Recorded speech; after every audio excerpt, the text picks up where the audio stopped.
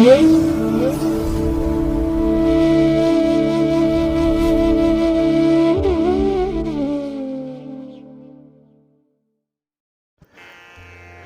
ಮಹಾಗಣಪತಯೇ ನಮಃ.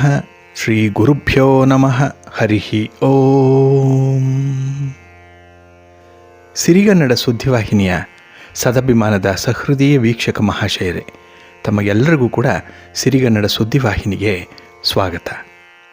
ದಯಾಮಯನಾದಂಥ ಭಗವಂತನ ಅನುಗ್ರಹ ತಮ್ಮೆಲ್ಲರಿಗೆ ಪ್ರಾಪ್ತಿಯಾಗಲಿ, ತಮ್ಮೆಲ್ಲರ ಜೀವನ ಆರೋಗ್ಯದಾಯಕವಾಗಿರಲಿ, ಸಂತೃಪ್ತಿದಾಯಕವಾಗಿರಲಿ ಎಂದು ಭಗವಂತನಲ್ಲಿ ಪ್ರಾರ್ಥನೆಯನ್ನು ಮಾಡ್ತಾ ಈ ದಿನದ ವಿಶೇಷ ಕಾರ್ಯಕ್ರಮವನ್ನು ನೋಡೋಣ.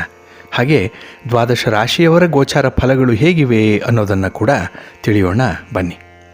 ವೀಕ್ಷಕರೇ, ಈ ದಿನ ತಮ್ಮ ಹುಟ್ಟುಹಬ್ಬವನ್ನು ಆಚರಿಸ್ಕೊಳ್ತಾ ಇರುವಂಥ ತಮಗೆಲ್ಲರಿಗೂ ಕೂಡ ಹುಟ್ಟುಹಬ್ಬದ ಶುಭಾಶಯಗಳು. ಹಾಗೆ ಈ ದಿನಾಂಕದಂದು ವಿವಾಹವಾಗಿರುವಂಥ ದಂಪತಿಗಳಿಗೂ ಕೂಡ ವಿವಾಹ ವಾರ್ಷಿಕೋತ್ಸವದ ಶುಭಾಶಯಗಳನ್ನು ಹೇಳ್ತಾ ಭಗವಂತ ತಮಗೆಲ್ಲರಿಗೂ ಕೂಡ ಸಕಲ ಸನ್ಮಂಗಳಗಳನ್ನು ಕರುಣಿಸಲಿ ಅಂತ ಹೇಳಿ ಸಿರಿಗನ್ನಡ ಸುದ್ದಿವಾಹಿನಿಯ ಪರವಾಗಿ ಪ್ರಾರ್ಥಿಸುತ್ತೇನೆ.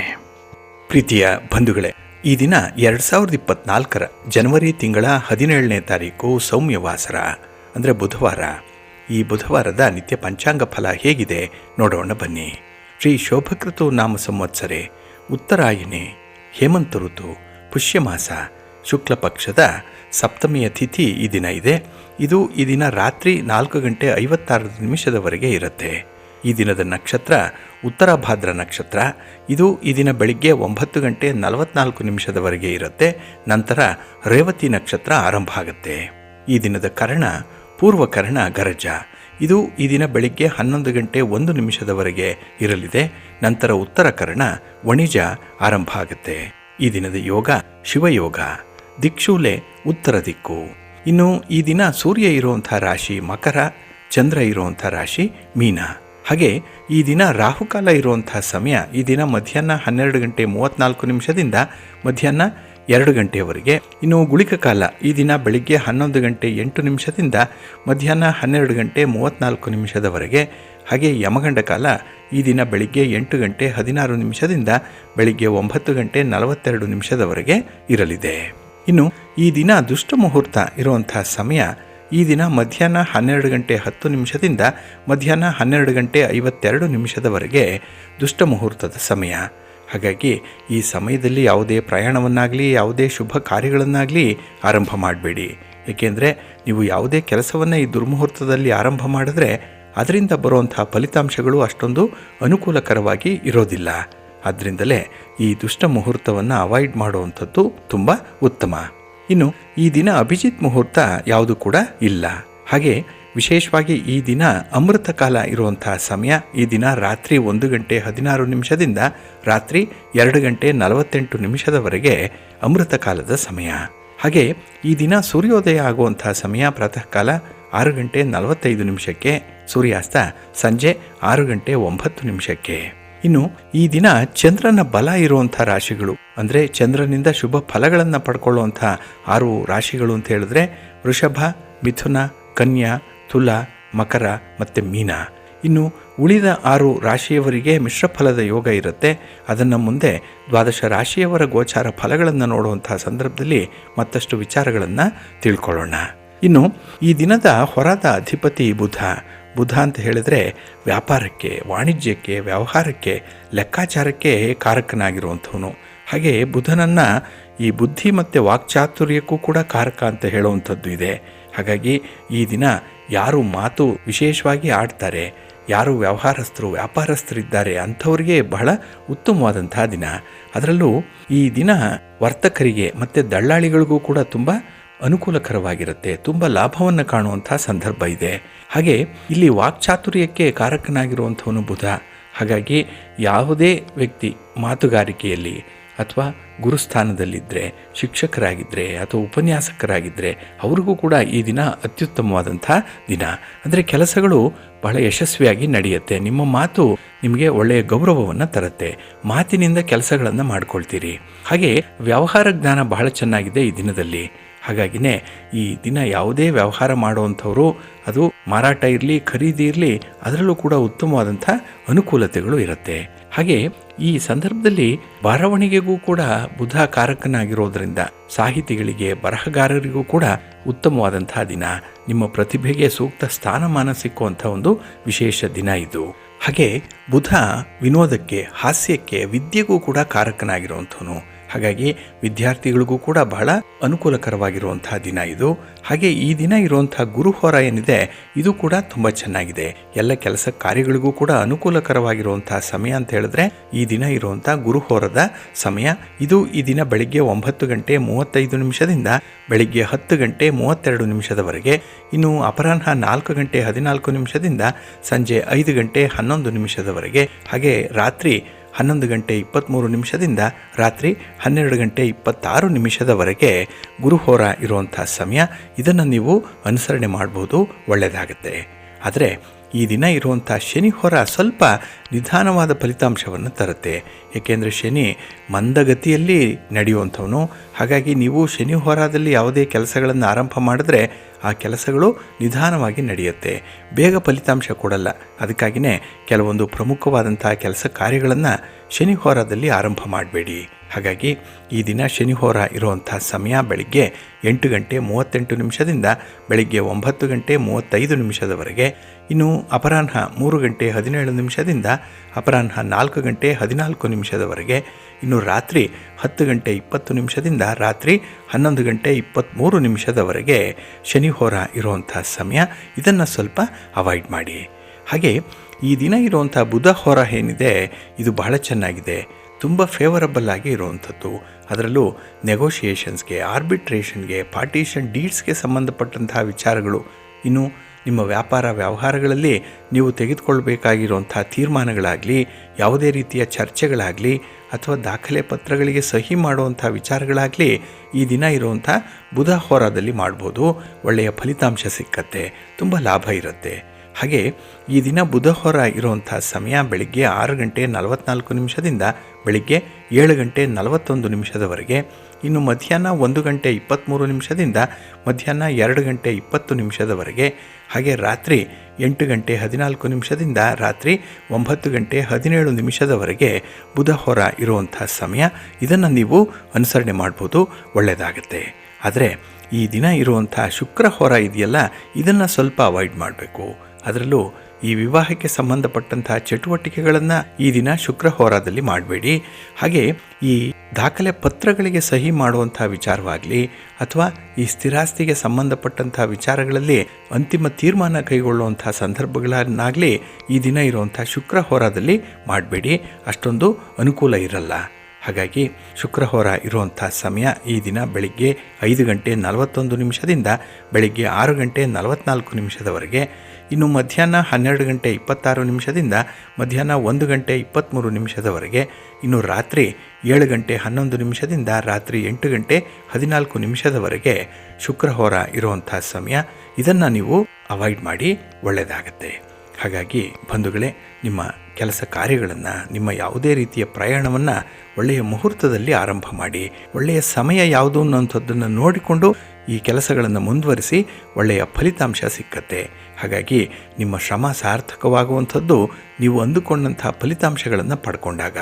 ಅಂಥ ಫಲಿತಾಂಶ ಬೇಕು ಅಂತ ಹೇಳಿದ್ರೆ ನೀವು ಒಳ್ಳೆಯ ಮುಹೂರ್ತದಲ್ಲಿ, ಒಳ್ಳೆಯ ಸಮಯದಲ್ಲಿ ಕೆಲಸಗಳನ್ನು ಆರಂಭ ಮಾಡಬೇಕು. ಇದನ್ನು ನೀವು ಅನುಸರಣೆ ಮಾಡಿ.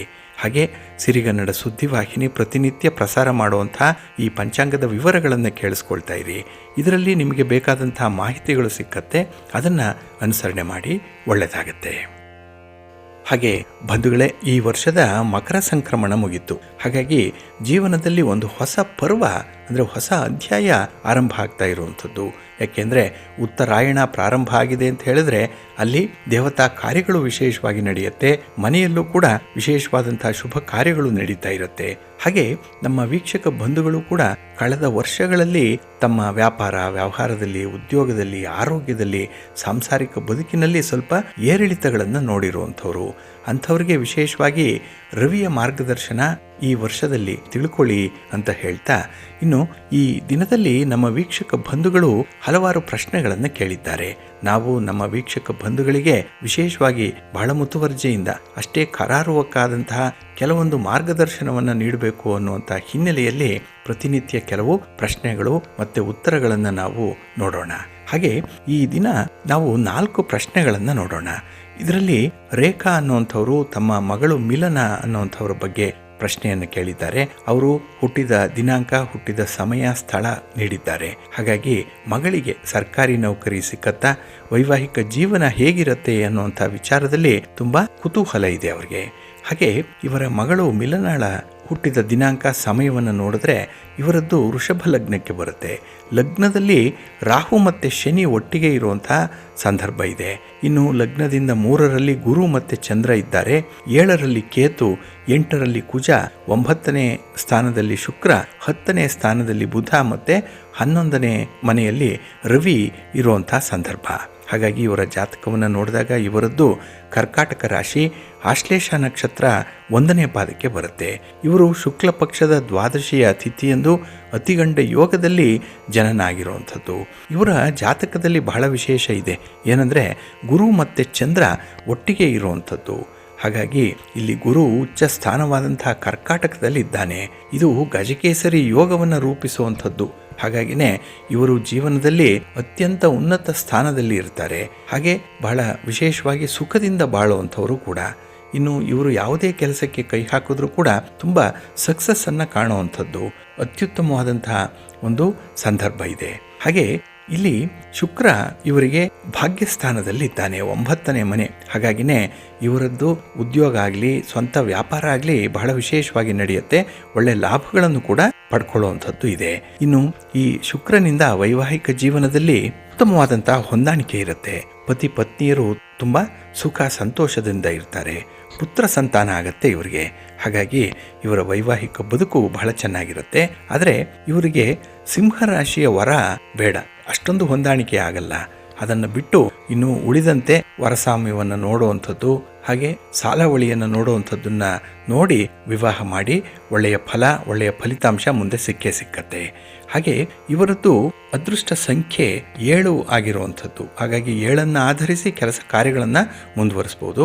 ಮತ್ತು ಇವರು ಮುತ್ತಿನ ಸರವನ್ನು ಧರಿಸುವಂಥದ್ದು, ಇನ್ನು ಮುತ್ತನ್ನು ಬೆಳ್ಳಿಯಲ್ಲಿ ಸುತ್ತಿಸಿ ಸರ ಮಾಡಿಕೊಳ್ಳುವಂಥದ್ದು ಅಥವಾ ಉಂಗುರವನ್ನು ಧರಿಸುವಂಥದ್ದನ್ನು ಮಾತ್ರ ಮಾಡಲಿ, ಮನಸ್ಸಿಗೆ ಶಾಂತಿ ಸಮಾಧಾನ ಸಿಕ್ಕತ್ತೆ. ಇನ್ನು ಇವರಿಗೆ ಅತ್ಯುತ್ತಮವಾದಂಥ ಫಲಿತಾಂಶವನ್ನು ತಂದುಕೊಡುವಂಥ ವರ್ಷಗಳು ಅಂತ ಹೇಳಿದ್ರೆ 16ನೇ ವರ್ಷ ಇವರಿಗೆ ಚೆನ್ನಾಗಿತ್ತು. ಇನ್ನು ವರ್ಷ 25, 34, 43 ಮತ್ತು 52ನೇ ವರ್ಷದಲ್ಲಿ ಇವರಿಗೆ ಅವರ ಜೀವನದಲ್ಲಿ ಒಂದು ತಿರುವನ್ನು ಕಾಣುವಂಥ ಸಂದರ್ಭ ಇದೆ. ಅಂದರೆ ಬಹಳ ವಿಶೇಷವಾದಂಥ ಘಟನೆಗಳು ಸಂಭವಿಸುವಂಥದ್ದು ಈ ವರ್ಷದಲ್ಲಿ. ಒಟ್ಟಾರೆ ಇವರ ವೈವಾಹಿಕ ಬದುಕು ಬಹಳ ಸಂತೋಷಮಯವಾಗಿರುತ್ತೆ.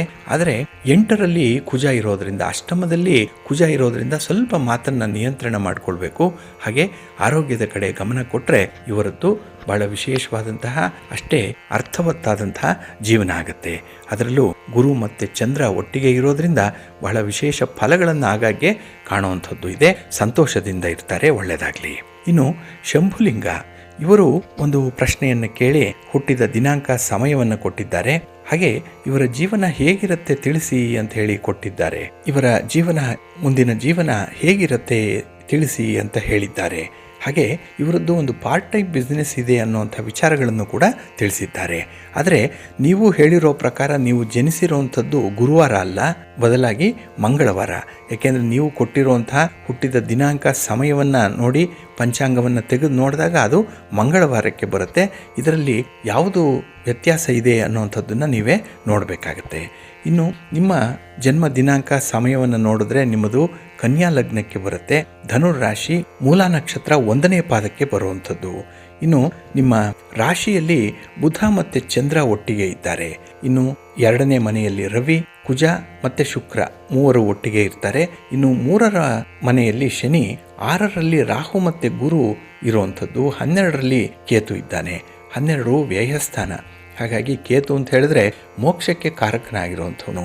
ಹಾಗಾಗಿ ಜೀವನದಲ್ಲಿ ತುಂಬ ನಿರ್ಲಿಪ್ತತೆ ಇರುವಂಥದ್ದು, ಜೀವನದಲ್ಲಿ ಎಲ್ಲವೂ ಅನುಭವಿಸಿ ಆಗಿದೆ, ಇನ್ನು ಸಾಕಪ್ಪ ಅನ್ನೋವಂಥ ಒಂದು ಸ್ಥಿತಿಯಲ್ಲಿ ಈ ಸಂದರ್ಭದಲ್ಲಿ ಇರ್ತೀರಿ. ಹಾಗೆ ಇಲ್ಲಿ ರಾಹು ಮತ್ತು ಗುರು ಒಟ್ಟಿಗೆ ಇರೋದ್ರಿಂದ ನಿಮಗೆ ಕೌಟುಂಬಿಕವಾಗಿ ಅಷ್ಟೊಂದು ಸಂತೋಷದಲ್ಲಿರಲ್ಲ. ಹಾಗಾಗಿ ಮನಸ್ತಾಪಗಳು ಕೂಡ ಆಗ್ತಾ ಇರುತ್ತೆ. ಇನ್ನು ಜಾಬ್ ಸೆಕ್ಯೂರಿಟಿ ಅನ್ನುವಂಥದ್ದು ಇರಲ್ಲ. ಏಕೆ ಅಂತ ಹೇಳಿದ್ರೆ 4ರಲ್ಲಿ ರವಿ ಇದ್ದಾನೆ, ರವಿಯ ಜೊತೆಯಲ್ಲಿ ರಾಹು ಇರುವಂಥದ್ದು. ಇಲ್ಲಿ ಬಹಳ ವಿಶೇಷವಾಗಿ ಇಲ್ಲಿ ರವಿ ಮತ್ತು ರಾಹು ಇಬ್ಬರು ಶತ್ರುಗಳು. ಹಾಗಾಗಿನೇ ನಿಮಗೆ ಹಿತಶತ್ರುಗಳು ಜಾಸ್ತಿ ಇರ್ತಾರೆ. ನೀವು ಯಾವುದೇ ಕೆಲಸ ಮಾಡಿ, ಯಾವುದೇ ವ್ಯಾಪಾರ ಮಾಡಿ, ಅಲ್ಲಿ ಸ್ಪರ್ಧೆ ಜಾಸ್ತಿ ಇರುತ್ತೆ. ನಿಮ್ಮ ಮೇಲೆ ಪೈಪೋಟಿ ಮಾಡುವಂಥವರು ಇದ್ದೇ ಇರ್ತಾರೆ. ಹಾಗಾಗಿನೇ ನಿಮ್ಮ ಪ್ರತಿಭೆಯನ್ನು ಬೆಳಿಲಿಕ್ಕೆ ಬಿಡಲ್ಲ. ಆದರೆ ಕಷ್ಟಪಟ್ಟರೆ ಮಾತ್ರ ನಿಮಗೆ ಎಲ್ಲಾದರೂ ಒಂದು ಕಡೆ ನಿಮ್ಮ ಪ್ರತಿಭೆಯನ್ನು ತೋರಿಸಲಿಕ್ಕೆ ಅವಕಾಶ ಇರುತ್ತೆ. ಇಲ್ಲಿ ರಾಹು ಮತ್ತು ಗುರು ಒಟ್ಟಿಗೆ ಇರೋದ್ರಿಂದ ಗುರು ಚಾಂಡಾಲ ಯೋಗ ಬಾಧಿಸ್ತಾ ಇದೆ ನಿಮಗೆ. ಯಾವುದೇ ಕೆಲಸ ಮಾಡಿದ್ರೂ ಕೂಡ ಒಳ್ಳೆಯ ಮಾರ್ಗದರ್ಶನ ಇರಲ್ಲ. ಹಾಗೆ ಕೆಲಸದಲ್ಲೂ ಕೂಡ ನಿಮಗೆ ಒಂದು ರೀತಿಯಲ್ಲಿ ತೃಪ್ತಿ ಇರಲ್ಲ. ಕೆಲಸ ಮಾಡಲಿಕ್ಕೂ ಗುರುಬಲ ಇರಲ್ಲ. ಹಾಗಾಗಿನೇ ನಿಮಗೆ ವಿಶೇಷವಾಗಿ ಕಷ್ಟಪಡಬೇಕಾದಂತಹ ಸಂದರ್ಭಗಳು ಬಹಳಷ್ಟು ಇರುತ್ತೆ. ಇನ್ನು ರವಿ ಮತ್ತು ಶುಕ್ರ ಇಬ್ಬರು ಕೂಡ ಶತ್ರುಗಳು, ಇಬ್ಬರು ಕೂಡ ಈ ಧನಸ್ಥಾನದಲ್ಲಿದ್ದಾರೆ. ಹಾಗಾಗಿನೇ ನಿಮಗೆ ಈ ಶುಕ್ರನಿಂದ ಬರಬೇಕಾಗಿರುವಂಥ ಹಣದ ಸೌಲಭ್ಯಗಳಾಗಲಿ ನಿಮಗೆ ಕುಂಠಿತವಾಗುತ್ತೆ. ನಿಮಗೆ ಎಷ್ಟೇ ದುಡಿಮೆ ಇರಲಿ, ಎಷ್ಟೇ ಕಷ್ಟಪಡಲಿ, ಅದರಿಂದ ಬರುವಂಥ ಫಲಗಳು ಮಾತ್ರ ತುಂಬ ಕಡಿಮೆ ಇರುತ್ತೆ. ಹಾಗೆ ಈ ರವಿ ಮತ್ತು ಶುಕ್ರ ಶತ್ರುಗಳಾಗಿ ಒಂದೇ ಮನೆಯಲ್ಲಿರ್ತಾರೆ. ಇನ್ನು ಬುಧ ಮತ್ತು ಚಂದ್ರ ಇವರಿಬ್ಬರು ಕೂಡ ಶತ್ರುಗಳು, ಇವರು ಕೂಡ ಒಂದೇ ಮನೆಯಲ್ಲಿ ಇದ್ದಾರೆ. ಹಾಗಾಗಿನೇ ನಿಮಗೆ ಬುಧ ನೀಡುವಂಥ ಈ ವ್ಯಾಪಾರ ವ್ಯವಹಾರಗಳೇನಿದೆ ಅದು ಮನಃಶಾಂತಿಯನ್ನು ತರ್ತಾ ಇಲ್ಲ. ಚಂದ್ರ ಮನಃಕಾರಕ, ಮನಸ್ಸಿಗೆ ಸಮಾಧಾನ ಇರಲ್ಲ. ವ್ಯಾಪಾರ ಮಾಡ್ತೀರಿ, ಅರ್ಧಕ್ಕೆ ಬಿಡ್ತೀರಿ. ಹಾಗಾಗಿ ಈ ಚಂಚಲವಾದಂಥ ಮನಸ್ಸೇನಿದೆ ಇದರಿಂದ ನೀವು ಯಾವುದೇ ಒಂದು ಉನ್ನತ ಸ್ಥಿತಿಯನ್ನು ತಲುಪಲಿಕ್ಕೆ ಸಾಧ್ಯವಾಗಲ್ಲ. ನಿರ್ಧಾರಗಳನ್ನು ಬದಲಾಯಿಸ್ತಾ ಇರ್ತೀರಿ. ಹಾಗೆ ಪೈಪೋಟಿಗಳು ಜಾಸ್ತಿ ಇರೋದರಿಂದ ನಿಮಗೆ ಸ್ವಲ್ಪ ಕಷ್ಟಪಟ್ಟೇ ಮುಂದುವರಿಬೇಕು. ಅದರಲ್ಲೂ ಕುಜ ಉಚ್ಚ ಸ್ಥಾನದಲ್ಲಿದ್ದಾನೆ ಮಕರದಲ್ಲಿ. ಹಾಗಾಗಿ ಕಷ್ಟಪಟ್ಟು ನೀವು ಜೀವನದಲ್ಲಿ ಮೇಲೆ ಬರಬೇಕಾಗತ್ತೆ. ಇನ್ನು ಹಳದಿಯ ವಸ್ತ್ರವನ್ನು ಅಥವಾ ಒಂದು ಕರ್ಚೀಫನ್ನು ಯಾವಾಗಲೂ ನಿಮ್ಮ ಜೊತೆಯಲ್ಲಿ ಇಟ್ಕೊಳ್ಳಿ. ಚಿನ್ನವನ್ನು ಧರಿಸ್ಕೊಳ್ಳಿ, ಅಂದರೆ ಚಿನ್ನದ ಉಂಗುರವನ್ನು, ಚಿನ್ನದ ಸರವನ್ನು ಹಾಕ್ಕೊಳ್ಳಿ, ಒಳ್ಳೆಯದಾಗತ್ತೆ. ಇನ್ನು ನಿಮ್ಮ ಅದೃಷ್ಟ ಸಂಖ್ಯೆ 1 ಆಗಿರುತ್ತೆ. ಆದರೆ ಯಾವುದೇ ಕೆಲಸವನ್ನು ಶುಕ್ರವಾರದ ದಿನ ಆರಂಭ ಮಾಡಬೇಡಿ. ನಿಮ್ಮ ಮನೆ ದೇವರನ್ನು ಬಿಡಬೇಡಿ, ಒಳ್ಳೆಯದಾಗಲಿ. ಇನ್ನು ಸವಿತಾ ಅನ್ನುವಂಥ ನಮ್ಮ ವೀಕ್ಷಕರ ಪ್ರಶ್ನೆ, ಸರ್ಕಾರಿ ನೌಕರಿ ಸಿಕ್ಕತ್ತಾ ಅನ್ನುವಂಥ ವಿಚಾರ. ಇವರು ಕೊಟ್ಟಿರುವಂಥ ಜನ್ಮ ದಿನಾಂಕ ಮತ್ತು ಸಮಯವನ್ನು ನೋಡಿದ್ರೆ ಇವರದ್ದು ಕರ್ಕಾಟಕ ಲಗ್ನಕ್ಕೆ ಬರುತ್ತೆ. ಮೀನ ರಾಶಿ ರೇವತಿ ನಕ್ಷತ್ರ 1ನೇ ಪಾದಕ್ಕೆ ಬರುವಂಥದ್ದು. ಇನ್ನು ಈ ಕಟಕ ಲಗ್ನದಲ್ಲಿ ಕುಜ ಇದ್ದಾನೆ. ಲಗ್ನದಿಂದ 4ನೇ ಮನೆಯಲ್ಲಿ ರಾಹು ಮತ್ತು ಶುಕ್ರ ಜೊತೆಗೆ ಬುಧ ರವಿ ಒಟ್ಟಿಗೆ ಇದ್ದಾರೆ. 5ರಲ್ಲಿ ಗುರು ಇರುವಂಥದ್ದು, 8ರಲ್ಲಿ ಶನಿ, ಅಷ್ಟಮದಲ್ಲಿ ಶನಿ ಇದ್ದಾನೆ. ಇನ್ನು 9ರಲ್ಲಿ ಚಂದ್ರ, 10ರಲ್ಲಿ ಕೇತು ಇರುವಂಥದ್ದು. ಇಲ್ಲಿ ವಿಶೇಷವಾಗಿ ಗಮನಿಸಬೇಕಾಗಿರುವಂಥದ್ದು, ನಿಮಗೆ ಈ 4ರ ಸ್ಥಾನ ಏನಿದೆ, ಇಲ್ಲಿ ರವಿ ಮತ್ತು ರಾಹು ಒಟ್ಟಿಗೆ ಇದ್ದಾರೆ. ಇವರಿಬ್ಬರು ಕೂಡ ಪರಸ್ಪರ ಶತ್ರುಗಳಿವರು. ಹಾಗಾಗಿ ನಿಮಗೆ ಸರ್ಕಾರಿ ನೌಕರಿ ಸಿಕ್ಕುವಂಥದ್ದು ಸ್ವಲ್ಪ ಪ್ರಯಾಸ ಪಡಬೇಕು, ಅಷ್ಟೊಂದು ಸುಲಭವಾಗಿ ನಿಮಗೆ ಸಿಕ್ಕಲ್ಲ. ಹಾಗೆ ಈ ರವಿ ತುಲಾ ರಾಶಿಯಲ್ಲಿರೋದ್ರಿಂದ ನೀಚ ಸ್ಥಾನದಲ್ಲಿದ್ದಾನೆ. ಇನ್ನು ಕರ್ಕಾಟಕ ರಾಶಿಯಲ್ಲಿರುವಂಥ ಕುಜ ಕೂಡ ನೀಚ ಸ್ಥಾನದಲ್ಲಿರುವಂಥವನು. ಹಾಗಾಗಿನೇ ಈ ಉದ್ಯೋಗದ ವಿಚಾರವಾಗಿ ಮಾತಾಡುವಂಥದ್ದು ಅಂತ ಹೇಳಿದ್ರೆ, ರವಿ ನೀಚದಲ್ಲಿರೋದ್ರಿಂದ ನಿಮಗೆ ನಿಮ್ಮ ಪ್ರತಿಭೆಯಿಂದ ಮಾತ್ರ ಉದ್ಯೋಗ ಸಿಕ್ಕತ್ತೆ. ಯಾವುದೇ ದಳ್ಳಾಳಿಗಳಾಗಲಿ, ಯಾವುದೇ ಮಧ್ಯವರ್ತಿಗಳ ನೆರವನ್ನು ಈ ಸಂದರ್ಭದಲ್ಲಿ ಪಡ್ಕೊಳ್ಬೇಡಿ, ಇದರಿಂದ ಸ್ವಲ್ಪ ನಷ್ಟ ಉಂಟಾಗತ್ತೆ. ಇನ್ನು ಅಷ್ಟಮದಲ್ಲಿ ಶನಿ ಇರೋದ್ರಿಂದ ನೀವು ಎಷ್ಟೇ ಪ್ರಯತ್ನ ಮಾಡಿದ್ರೂ ಕೂಡ ಅದು ನಿಷ್ಫಲವಾಗ್ತಾ ಇದೆ, ಪ್ರಯತ್ನ ಕೈಗೂಡ್ತಾ ಇಲ್ಲ. ಜೊತೆಗೆ ನಿಮ್ಮ ಆರೋಗ್ಯ ಕೂಡ ಆಗಾಗ್ಗೆ ಕೈ ಕೊಡ್ತಾ ಇರುತ್ತೆ. ಹಾಗಾಗಿ ಆರೋಗ್ಯವನ್ನು ನೋಡಿಕೊಂಡು ನಿಮ್ಮ ಕೆಲಸ ಕಾರ್ಯಗಳನ್ನು ಸಾಧನೆ ಮಾಡಿಕೊಳ್ಬೇಕಾಗತ್ತೆ. ಇನ್ನು ನಿಮಗೆ 9ರಲ್ಲಿ ಚಂದ್ರ ಇರೋದ್ರಿಂದ ಸ್ವಲ್ಪ ಮಾನಸಿಕವಾಗಿ ಯಾತನೆ ಇರುತ್ತೆ, ಮಾನಸಿಕ ಒತ್ತಡಗಳಿರುತ್ತೆ. ಹಾಗಾಗಿ ನಿಮ್ಮ ಸ್ನೇಹಿತರಾಗಲಿ, ನಿಮ್ಮ ಸಹವರ್ತಿಗಳಾಗಲಿ ನಿಮಗಿಂತ ಉನ್ನತ ಮಟ್ಟದ ಜೀವನದಲ್ಲಿದ್ದರೆ ಅವರನ್ನು ಹೋಲಿಸಿಕೊಂಡು ನೀವೇ ಕಷ್ಟಪಡುವಂಥದ್ದು ಇದೆ. ಹಾಗಾಗಿ ಬೇರೆಯವರ ಜೊತೆಯಲ್ಲಿ ನಿಮ್ಮ ಜೀವನವನ್ನು ಹೋಲಿಸ್ಕೊಳ್ಬೇಡಿ. ಇದು ನಿಮಗೆ ಸ್ವಲ್ಪ ಕೀಳರಿಮೆಯನ್ನು ತರುತ್ತೆ. ಎಲ್ಲ ಒಂದು ಕಡೆ ಡಿಪ್ರೆಷನ್ಗೆ ಹೋಗ್ತೀರಿ. ಈ ಸೆಲ್ಫ್ ಕಾನ್ಫಿಡೆನ್ಸ್ ಅನ್ನುವಂಥದ್ದು ಕಡಿಮೆ ಆಗಿಬಿಡುತ್ತೆ, ಇನ್ಫೀರಿಯಾರಿಟಿ ಕಾಂಪ್ಲೆಕ್ಸ್ ಜಾಸ್ತಿ ಆಗಿಬಿಡುತ್ತೆ. ಸ್ವಲ್ಪ ಎಚ್ಚರಿಕೆಯಿಂದನೇ ನೀವು ಬೇರೆಯವರನ್ನು ಹೋಲಿಸ್ಕೊಳ್ಳುವಂಥದ್ದನ್ನು ಬಿಡಬೇಕಾಗತ್ತೆ. ಇನ್ನು ರಾಹು ಮತ್ತು ರವಿ ಶತ್ರುಗಳಾಗಿರೋದ್ರಿಂದ ನಿಮಗೆ ರವಿಯಿಂದ ಉದ್ಯೋಗದಲ್ಲಿ ಬರಬೇಕಾಗಿರುವಂಥ ಫಲಗಳೇನಿದೆ ಅದು ಅಷ್ಟಕ್ಕಷ್ಟೇ ಇರುತ್ತೆ. ಹಾಗಾಗಿ ನೀವು ರವಿಯನ್ನು ಬಲಪಡಿಸ್ಕೊಳ್ಬೇಕು. ಅದರಲ್ಲೂ ರವಿ ನೀಚ ಸ್ಥಾನದಲ್ಲಿರೋದ್ರಿಂದ ನಿಮಗೆ ಜಾತಕದಲ್ಲೇ ಈ ಉದ್ಯೋಗದ ಬಗ್ಗೆ ಇರುವಂಥ ಅನುಕೂಲತೆಗಳು ಕಡಿಮೆ ಇರುತ್ತೆ. ಆದರೆ ರವಿಯನ್ನು ಬಲಪಡಿಸ್ಕೊಳ್ಬೇಕು. ಅದಕ್ಕಾಗಿಯೇ ಆದಿತ್ಯ ಹೃದಯ ಸ್ತೋತ್ರವನ್ನು ಹೇಳ್ಕೊಳ್ಳುವಂಥದ್ದು, ಇನ್ನು ಭಾನುವಾರದ ದಿನ ಸೂರ್ಯ ನಮಸ್ಕಾರವನ್ನು ಮಾಡಿಕೊಳ್ಳುವಂಥದ್ದು, ನವಗ್ರಹ ಸ್ತೋತ್ರವನ್ನು ಹೇಳ್ಕೊಳ್ಳುವಂಥದ್ದು. ಹಾಗೆ ಭಾನುವಾರ ನೀವು ಎಕ್ಕದ ಗಿಡಕ್ಕೆ ಪೂಜೆ ಮಾಡಿ, ಹಾಗೆ ಕೆಂಪು ಹೂಗಳಿಂದ ನೀವು ನಿಮ್ಮ ಮನೆ ದೇವರಿಗೆ ಪೂಜೆಯನ್ನು ಮಾಡೋದರಿಂದ ವಿಶೇಷ ಫಲಗಳು ನಿಮಗೆ ಸಿಕ್ಕತ್ತೆ. ಹಾಗೆ ಈ ಶುಕ್ರವಾರದ ದಿನ ಯಾವುದೇ ಕೆಲಸಗಳನ್ನು ಆರಂಭ ಮಾಡಬೇಡಿ. ಭಾನುವಾರದ ದಿನ ಮಾಡಿ, ಗುರುವಾರದ ದಿನ ಮಾಡಿ, ನಿಮಗೆ ಒಳ್ಳೆಯದಾಗತ್ತೆ. ಆದರೆ ಆದಷ್ಟು ಶುಕ್ರವಾರವನ್ನು ಅವಾಯ್ಡ್ ಮಾಡಿ. ಇನ್ನು ನಿಮ್ಮ ಅದೃಷ್ಟ ಸಂಖ್ಯೆ 2 ಆಗಿರುತ್ತೆ. ಹಾಗೆ ನೀವು ಮೈಮೇಲೆ ಯಾವುದಾದ್ರೂ ಒಂದು ಚಿನ್ನವನ್ನು ಸದಾಕಾಲ ಧರಿಸ್ಕೊಂಡಿರಬೇಕು. ಹಾಗೆ ಈ ಕೆಂಪು ಮಾಣಿಕ್ಯವನ್ನು ಈ ಚಿನ್ನದ ಜೊತೆಯಲ್ಲಿ ಧರಿಸುವಂಥದ್ದು ಬಹಳ ಉತ್ತಮ. ಹಾಗೆ ನೀವು ಶನಿವಾರದ ದಿನ ಶಿವಾಲಯಕ್ಕೆ ಹೋಗಿ ಬನ್ನಿ, ಶಿವನ ದರ್ಶನ ಮಾಡ್ತಾ ಇರಿ. ಹಾಗೆ ಶಿವನಿಗೆ ಕಬ್ಬಿನ ಹಾಲಿನಿಂದ ಅಭಿಷೇಕವನ್ನು ಮಾಡಿಸ್ತಾ ಇರಿ. ನಿಮಗೆ ಸಮಯ ಸಿಕ್ಕಾಗ, ನಿಮಗೆ ಅನುಕೂಲ ಇದ್ದಾಗ ತುಂಬ ಒಳ್ಳೆಯ ಫಲಗಳು ನಿಮಗೆ ಸಿಕ್ಕತ್ತೆ. ಇನ್ನು ವಿಶೇಷವಾಗಿ ಈ ಕೋರ್ಟು ಕಚೇರಿ ವ್ಯವಹಾರಗಳೇನಾದರೂ ಇದ್ದರೆ ಶನಿ ಅಷ್ಟಮದಲ್ಲಿರೋದ್ರಿಂದ ಅದು ಸುಲಭವಾಗಿ ನಿಮ್ಮ ಪರವಾಗಿ ಆಗಲ್ಲ. ಹಾಗಾಗಿ ಕಷ್ಟಪಟ್ಟೇನೆ ಗುರುವಿನ ಮಾರ್ಗದರ್ಶನದಲ್ಲೇ ನೀವು ಮುಂದುವರಿಬೇಕಾಗತ್ತೆ. ಹಿರಿಯರ ಅನುಭವಸ್ತ್ರ ಹಾಗೆ ತಜ್ಞರ ಸಲಹೆಯನ್ನು ಪಡ್ಕೊಂಡು ನಿಮ್ಮ ಜೀವನದಲ್ಲಿ ನಿರ್ಧಾರವನ್ನು ಕೈಗೊಳ್ಳಿ, ಒಳ್ಳೆಯದಾಗತ್ತೆ. ಭಗವಂತ ನಿಮ್ಮ ಮನೆ ದೇವರು ತಮಗೆ ಒಳ್ಳೆಯದನ್ನು ಉಂಟು ಮಾಡಲಿ, ಒಳ್ಳೆಯದಾಗಲಿ. ಇನ್ನು ಸಂದೀಪ್ ಇವರು ಮಗಳ ಬಗ್ಗೆ ಒಂದು ಪ್ರಶ್ನೆಯನ್ನು ಕೇಳ್ತಾ ಇದ್ದಾರೆ. ಮಗಳ ಭವಿಷ್ಯ ಹೇಗಿದೆ ಅಂತ ಹೇಳಿ. ಮಗಳು ಇನ್ನೂ ಚಿಕ್ಕವಳು, 2015ರಲ್ಲಿ ಜನನ ಆಗಿರುವಂಥದ್ದು, ಇನ್ನು 8 ವರ್ಷಗಳಷ್ಟೇ ತುಂಬಿದೆ. ಆದರೂ ಕೂಡ ಅವ್ರಿಗೆ ಕುತೂಹಲ, ಮಗಳ ಭವಿಷ್ಯ ಹೇಗಿದೆ ಅಂತ ಹೇಳಿ. ಹಾಗಾಗಿ ನೀವು ಕೊಟ್ಟಿರುವಂಥ ಹುಟ್ಟಿದ ದಿನಾಂಕ ಸಮಯವನ್ನು ನೋಡಿದ್ರೆ ನಿಮ್ಮ ಮಗಳದ್ದು ಕುಂಭಲಗ್ನಕ್ಕೆ ಬರುತ್ತೆ. ಕನ್ಯಾ ರಾಶಿ, ಉತ್ತರ ಫಲ್ಗುಣಿ ನಕ್ಷತ್ರ 2ನೇ ಪಾದಕ್ಕೆ ಬರುವಂಥದ್ದು. ಇನ್ನು ಲಗ್ನದಲ್ಲಿ ಕುಜ ಇದ್ದಾನೆ. 2ನೇ ಮನೆಯಲ್ಲಿ ಕೇತು, 6ನೇ ಮನೆಯಲ್ಲಿ ಗುರು, 8ನೇ ಮನೆಯಲ್ಲಿ ರಾಹು ಮತ್ತು ಚಂದ್ರ, 10ರಲ್ಲಿ ಶನಿ, 11ರಲ್ಲಿ ರವಿ, 12ನೇ ಮನೆಯಲ್ಲಿ ಬುಧ ಮತ್ತು ಶುಕ್ರ ಒಟ್ಟಿಗೆ ಇದ್ದಾರೆ. ಇಲ್ಲಿ ಗುರು ಉಚ್ಚ ಸ್ಥಾನದಲ್ಲಿದ್ದಾನೆ. ಬಹಳ ವಿಶೇಷವಾಗಿ ಇಲ್ಲಿ ನೀವು ಗಮನಿಸಬೇಕು. ಹಾಗಾಗಿ ಇಲ್ಲಿ ಗುರುಬಲ ಬಹಳ ಚೆನ್ನಾಗಿರುತ್ತೆ. ಕೆಲಸ ಕಾರ್ಯಗಳು ತುಂಬ ಯಶಸ್ವಿ ಆಗ್ತಾ ಇರುತ್ತೆ. ಇನ್ನು ಉದ್ಯೋಗ ಸ್ಥಾನದಲ್ಲಿ 10ರಲ್ಲಿ ಶನಿ ಇರೋದರಿಂದ ಕಷ್ಟಪಟ್ಟಾದರೂ ದುಡಿಮೆ ಇರುತ್ತೆ. ಹಾಗಾಗಿ ಇವರದ್ದು ಸುಲಭವಾಗಿ ಒಂದು ಜೀವನ ನಿರ್ವಹಣೆ ಮಾಡುವಂಥದ್ದಲ್ಲ. ಸ್ವಲ್ಪ ಕಷ್ಟಪಟ್ಟರೆ ಇವರಿಗೆ ಜೀವನ ಅನ್ನುವಂಥದ್ದು, ಆದರೆ ಜೀವನ ಇವರಿಗೆ ಅತ್ಯುತ್ತಮವಾಗಿರುತ್ತೆ. ತಮ್ಮ ಸ್ವಂತ ಕಾಲ ಮೇಲೆ ನಿಂತ್ಕೊಳ್ಳುವಷ್ಟು ಒಂದು ಧೈರ್ಯ ಇವರಿಗಿರುತ್ತೆ. ಹಾಗೆ ಲಾಭಸ್ಥಾನದಲ್ಲಿ ರವಿ ಇರೋದರಿಂದ ಇವರಿಗೆ ಸರ್ಕಾರದ ಮಟ್ಟದಲ್ಲಿ ಉನ್ನತ ಸ್ಥಾನ ಸಿಕ್ಕತ್ತೆ. ಒಂದು ಅಧಿಕಾರಿ ಆಗ್ಬೋದು, ಅಥವಾ ಈ ಸರ್ಕಾರವನ್ನು ಮುನ್ನಡೆಸುವಂಥ ಒಂದು ವಿಶೇಷ ಸ್ಥಾನಮಾನಗಳು ಇವರಿಗೆ ಸಿಕ್ಕತ್ತೆ. ಇನ್ನು ಇವರಿಗೆ ವ್ಯಯಸ್ಥಾನದಲ್ಲಿ ಬುಧ ಮತ್ತು ಶುಕ್ರ ಇರೋದರಿಂದ ವ್ಯಾಪಾರ ವ್ಯವಹಾರಗಳು ಅಷ್ಟಾಗಿ ಕೈ ಹಿಡಿಯಲ್ಲ. ಇನ್ನು ಹಣವನ್ನು ಉಳಿತಾಯ ಮಾಡುವಂಥದ್ದು ಕೂಡ ಸ್ವಲ್ಪ ಕಷ್ಟವಾಗಬಹುದು. ಆದರೆ ವಿವೇಚನೆಯಿಂದ, ಇನ್ನು ಬುದ್ಧಿವಂತಿಕೆಯಿಂದ ಜೀವನವನ್ನು ನಿರ್ವಹಣೆ ಮಾಡಿಕೊಳ್ಳಿಕ್ಕೆ ಎಲ್ಲ ಅವಕಾಶಗಳು ಕೂಡ ಇದೆ. ಗ್ರಹಗತಿಗಳು ಚೆನ್ನಾಗಿದೆ. ಅದರಲ್ಲೂ ಭಾನುವಾರದ ದಿನ ಜನನ ಆಗಿರುವಂಥದ್ದು ರವಿಯ ವಾರ ಇದು. ಹಾಗಾಗಿ ಈ ಸೂರ್ಯನೇ ಇವರಿಗೆ ದಾರಿಯನ್ನು ತೋರಿಸುವಂಥವನು. 4 ಜನರಿಗೆ ಅನುಕೂಲಕರವಾದಂಥ ಒಂದು ಸ್ಥಾನದಲ್ಲಿರ್ತಾರೆ. ಇನ್ನು ವಿಶೇಷವಾಗಿ ಇವರಿಗೆ ಕೃಷ್ಣ ಪಕ್ಷದ ಷಷ್ಠಿಯ ದಿನ ಜನನ ಆಗಿದೆ. ಶೋಭನ ಯೋಗದಲ್ಲಿ ಜನನ, ಗರಜಕರಣದಲ್ಲಾಗಿದೆ. ಒಳ್ಳೆಯ ಅನುಕೂಲಕರವಾದಂತಹ ಸಮಯ ಇದು. ಹಾಗಾಗಿ ಈ ಷಷ್ಠಿಯ ದಿನದಂದು ಇವರು ಸುಬ್ರಹ್ಮಣ್ಯ ಸ್ವಾಮಿ ಆರಾಧನೆಯನ್ನು ಮಾಡುವಂಥದ್ದು. ಹಾಗೆ ಯಾವುದಾದ್ರೂ ಒಂದು ನಾಗಕ್ಷೇತ್ರಕ್ಕೆ ಹೋಗಿ ಬರ್ತಾ ಇರಲಿ, ಇದು ಒಳ್ಳೆಯ ಫಲವನ್ನು ಇವರಿಗೆ ಮುಂದೆ ತಂದುಕೊಡುತ್ತೆ. ಇವರ ನಕ್ಷತ್ರಾಧಿಪತಿ ರವಿ ಆಗಿರೋದ್ರಿಂದ ಇವರಿಗೆ ಇವರ ಪ್ರತಿಭೆಯನ್ನು ಆಧರಿಸಿ ಉತ್ತಮವಾದಂತಹ ಪ್ರತಿಭಾವಂತರಾಗ್ತಾರೆ. ಹಾಗೆ ಇವರ ಟ್ಯಾಲೆಂಟಿಂದಲೇ ಇವರು ಒಳ್ಳೆಯ ಹೆಸರನ್ನು ಕೂಡ ಗಳಿಸ್ಕೊಳ್ತಾರೆ. ಒಟ್ಟಾರೆ ಇವರು ಭಾನುವಾರ ಮತ್ತು ಶುಕ್ರವಾರದ ದಿನ ಕೆಲಸ ಕಾರ್ಯಗಳನ್ನು ಆರಂಭ ಮಾಡಿದ್ರೆ ಅತ್ಯುತ್ತಮ ಫಲಿತಾಂಶಗಳು ಸಿಕ್ಕತ್ತೆ. ಆದರೆ ಶನಿವಾರ ಮಾತ್ರ ಬೇಡ. ಇನ್ನು ಇವರಿಗೆ ಒಳ್ಳೆಯ ವರ್ಷ ಅಂತ ಹೇಳಿದ್ರೆ 11ನೇ ವರ್ಷ ಚೆನ್ನಾಗಿದೆ. 20, 29, 38 ಮತ್ತು 47ನೇ ವರ್ಷದಲ್ಲಿ ಬಹಳ ವಿಶೇಷ ಫಲಗಳನ್ನು ಪಡ್ಕೊಳ್ಳುವಂಥವ್ರು. ಇನ್ನು ಇವರು ಪಚ್ಚೆಯನ್ನು ಧರಿಸಿದ್ರೆ, ಅಂದರೆ ಹಸಿರು ಬಣ್ಣದ ಹಸಿರು ಕಲ್ಲಿನ ಒಂದು ಉಂಗುರವನ್ನು ಧರಿಸ್ಕೊಳ್ಳುವಂಥದ್ದು, ಹಾಗೆ ಹಸಿರಿಗೆ ಸಂಬಂಧಪಟ್ಟಂತಹ ವಸ್ತುಗಳನ್ನು ಇವರು ತಮ್ಮ ಬಳಿ ಇಟ್ಟುಕೊಳ್ಳುವಂಥದ್ದು ಬಹಳ ಉತ್ತಮವಾದಂಥ ಸಂಕೇತವಾಗುತ್ತೆ.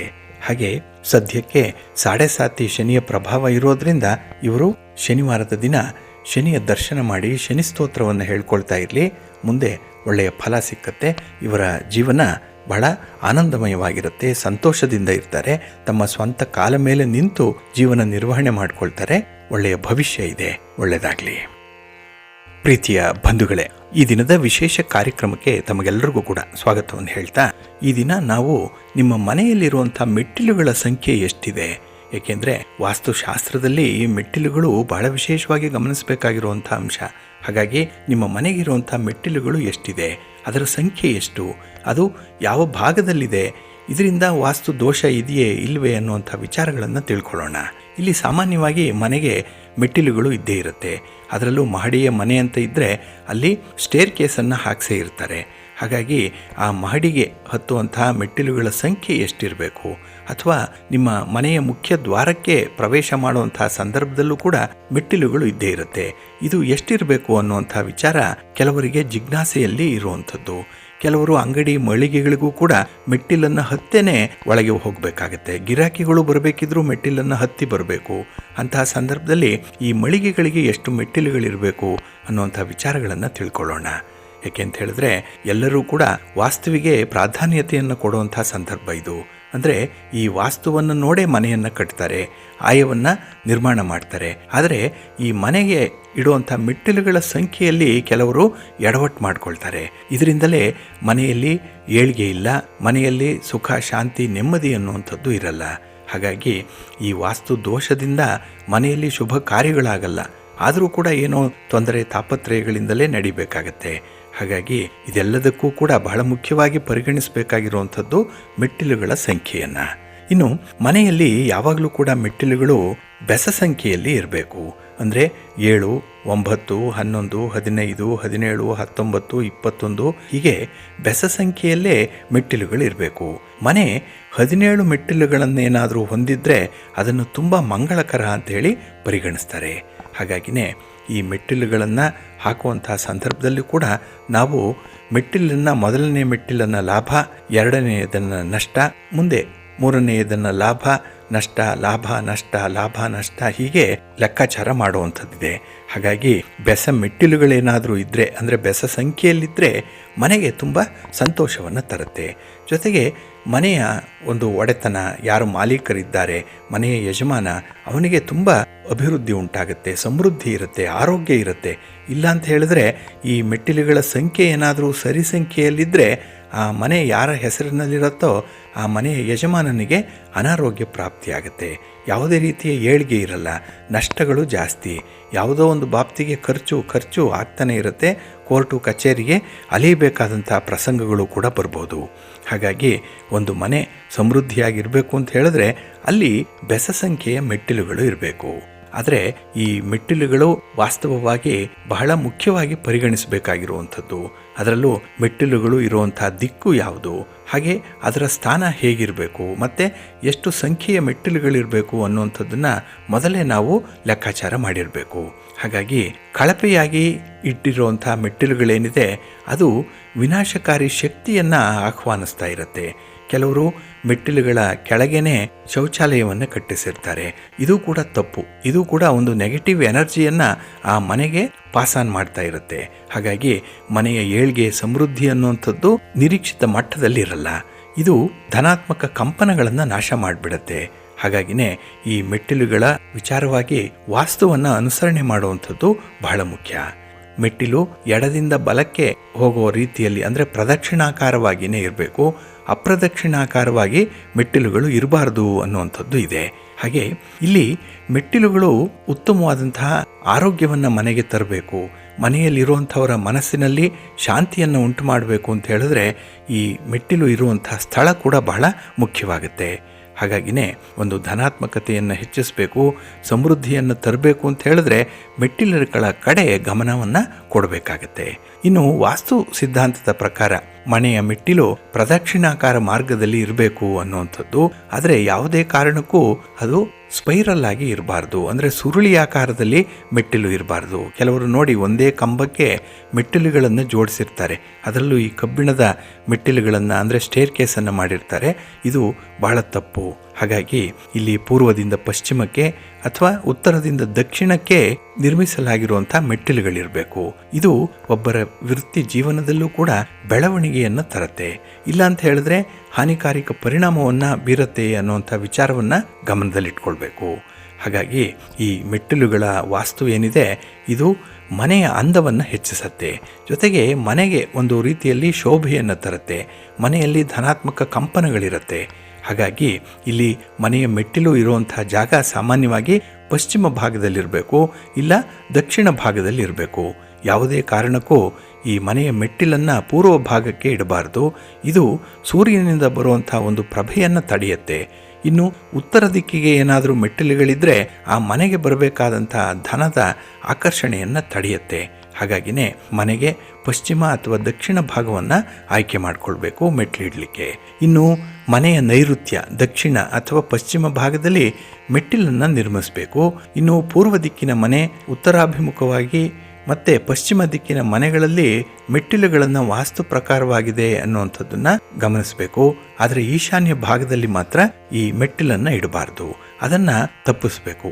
ಇದು ಮಾಲೀಕರಿಗೆ ಆರ್ಥಿಕ ನಷ್ಟವನ್ನು ಉಂಟು ಮಾಡುತ್ತೆ, ಮನೆ ಪೂರ್ಣ ಆಗಲ್ಲ, ಅಪೂರ್ಣವಾಗಿ ಉಳಿದು ಬಿಡುತ್ತೆ. ಹಾಗಾಗಿನೇ ಇಲ್ಲಿ ಈಶಾನ್ಯ ಭಾಗದಲ್ಲಿ ಮೆಟ್ಟಿಲು ಬರದಂತೆ ಎಚ್ಚರಿಕೆ ವಹಿಸಬೇಕಾಗತ್ತೆ. ಇನ್ನು ಮನೆಯ ಅಭಿಮುಖ ಏನಾದರೂ ದಕ್ಷಿಣ ದಿಕ್ಕಿಗೆ ಏನಾದರೂ ಇದ್ದರೆ ಮನೆಯಲ್ಲಿ ಮೆಟ್ಟಿಲುಗಳ ವಾಸ್ತುವಿಗೆ ಸಂಬಂಧಪಟ್ಟಂತೆ ಅದನ್ನು ಮನೆಯ ಪಶ್ಚಿಮ ಅಥವಾ ವಾಯುವ್ಯ ಅಥವಾ ದಕ್ಷಿಣ ಆಗ್ನೇಯ ಭಾಗದಲ್ಲಿ ನಿರ್ಮಾಣ ಮಾಡ್ಬೋದು. ಹಾಗೆ ಪಶ್ಚಿಮ ಅಭಿಮುಖವಾಗಿ ಇರುವಂತಹ ಮನೆ ಅಥವಾ ಪೂರ್ವ, ಉತ್ತರ ಅಥವಾ ದಕ್ಷಿಣದಲ್ಲಿ ಮೆಟ್ಟಿಲುಗಳನ್ನು ವಾಸ್ತು ಪ್ರಕಾರವಾಗಿ ಬೆಸ ಸಂಖ್ಯೆಯಲ್ಲಿ ಇಟ್ಟಿರಬೇಕು ಅನ್ನುವಂಥದ್ದನ್ನು ಖಾತ್ರಿಪಡಿಸ್ಕೊಳ್ಬೇಕು. ಹಾಗಾಗಿನೇ ಒಂದು ಕುಟುಂಬದಲ್ಲಿ ಈ ಹಂತಗಳ ಸಂಖ್ಯೆ ಯಾವತ್ತೂ ಕೂಡ ಶೂನ್ಯದೊಂದಿಗೆ ಕೊನೆಗೊಳ್ಳಬಾರ್ದು.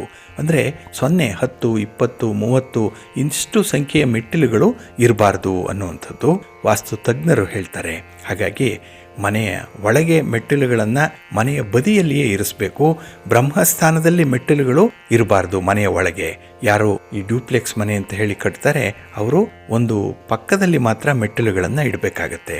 ಇನ್ನು ಈ ಮೆಟ್ಟಿಲುಗಳೇನಿದೆ ಇದು ಧನಾತ್ಮಕ ಶಕ್ತಿಯನ್ನು ಹೆಚ್ಚಿಸುವಂಥದ್ದು ಒಂದು ಮನೆಗೆ. ಹಾಗಾಗಿ ಸಾಮಾನ್ಯವಾಗಿ ಈ ಮೆಟ್ಟಿಲುಗಳಿಗೆ ಕೆಂಪು ಮತ್ತೆ ಕಪ್ಪು ಈ ಒಂದು ಬಣ್ಣವನ್ನು ಬಳಿಬಾರ್ದು, ಯಾಕೆಂದರೆ ಇದು ನಕಾರಾತ್ಮಕತೆಯನ್ನು ಉಂಟು ಮಾಡುತ್ತೆ. ಇದನ್ನು ತಪ್ಪಿಸಬೇಕು. ಇನ್ನು ಮೆಟ್ಟಿಲುಗಳು ಆದಷ್ಟು ಬ್ರಹ್ಮಸ್ಥಾನದಿಂದ ದೂರ ಇರಬೇಕು ಅನ್ನುವಂಥ ವಿಚಾರ ಇದೆ.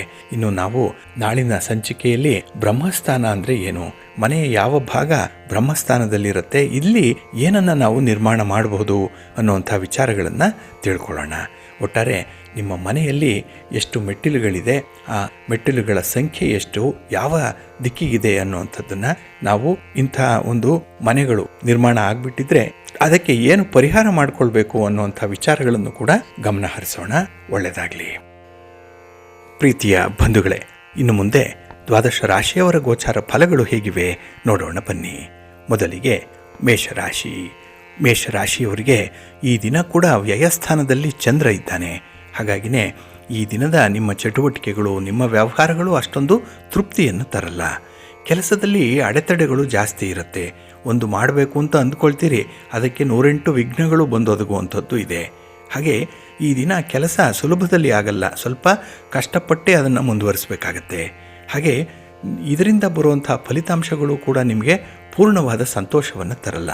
ಎಲ್ಲ ಒಂದು ಕಡೆ ಅತೃಪ್ತಿ, ಅಸಮಾಧಾನ ಇರುವಂಥದ್ದು. ಹಾಗೆ ಈ ದಿನ ನಿಮ್ಮ ಕುಟುಂಬಸ್ಥರ ಅಸಹಕಾರ ಕೂಡ ನಿಮ್ಮ ಕೆಲಸಕ್ಕೆ ವಿಘ್ನಗಳನ್ನು ತರುತ್ತೆ.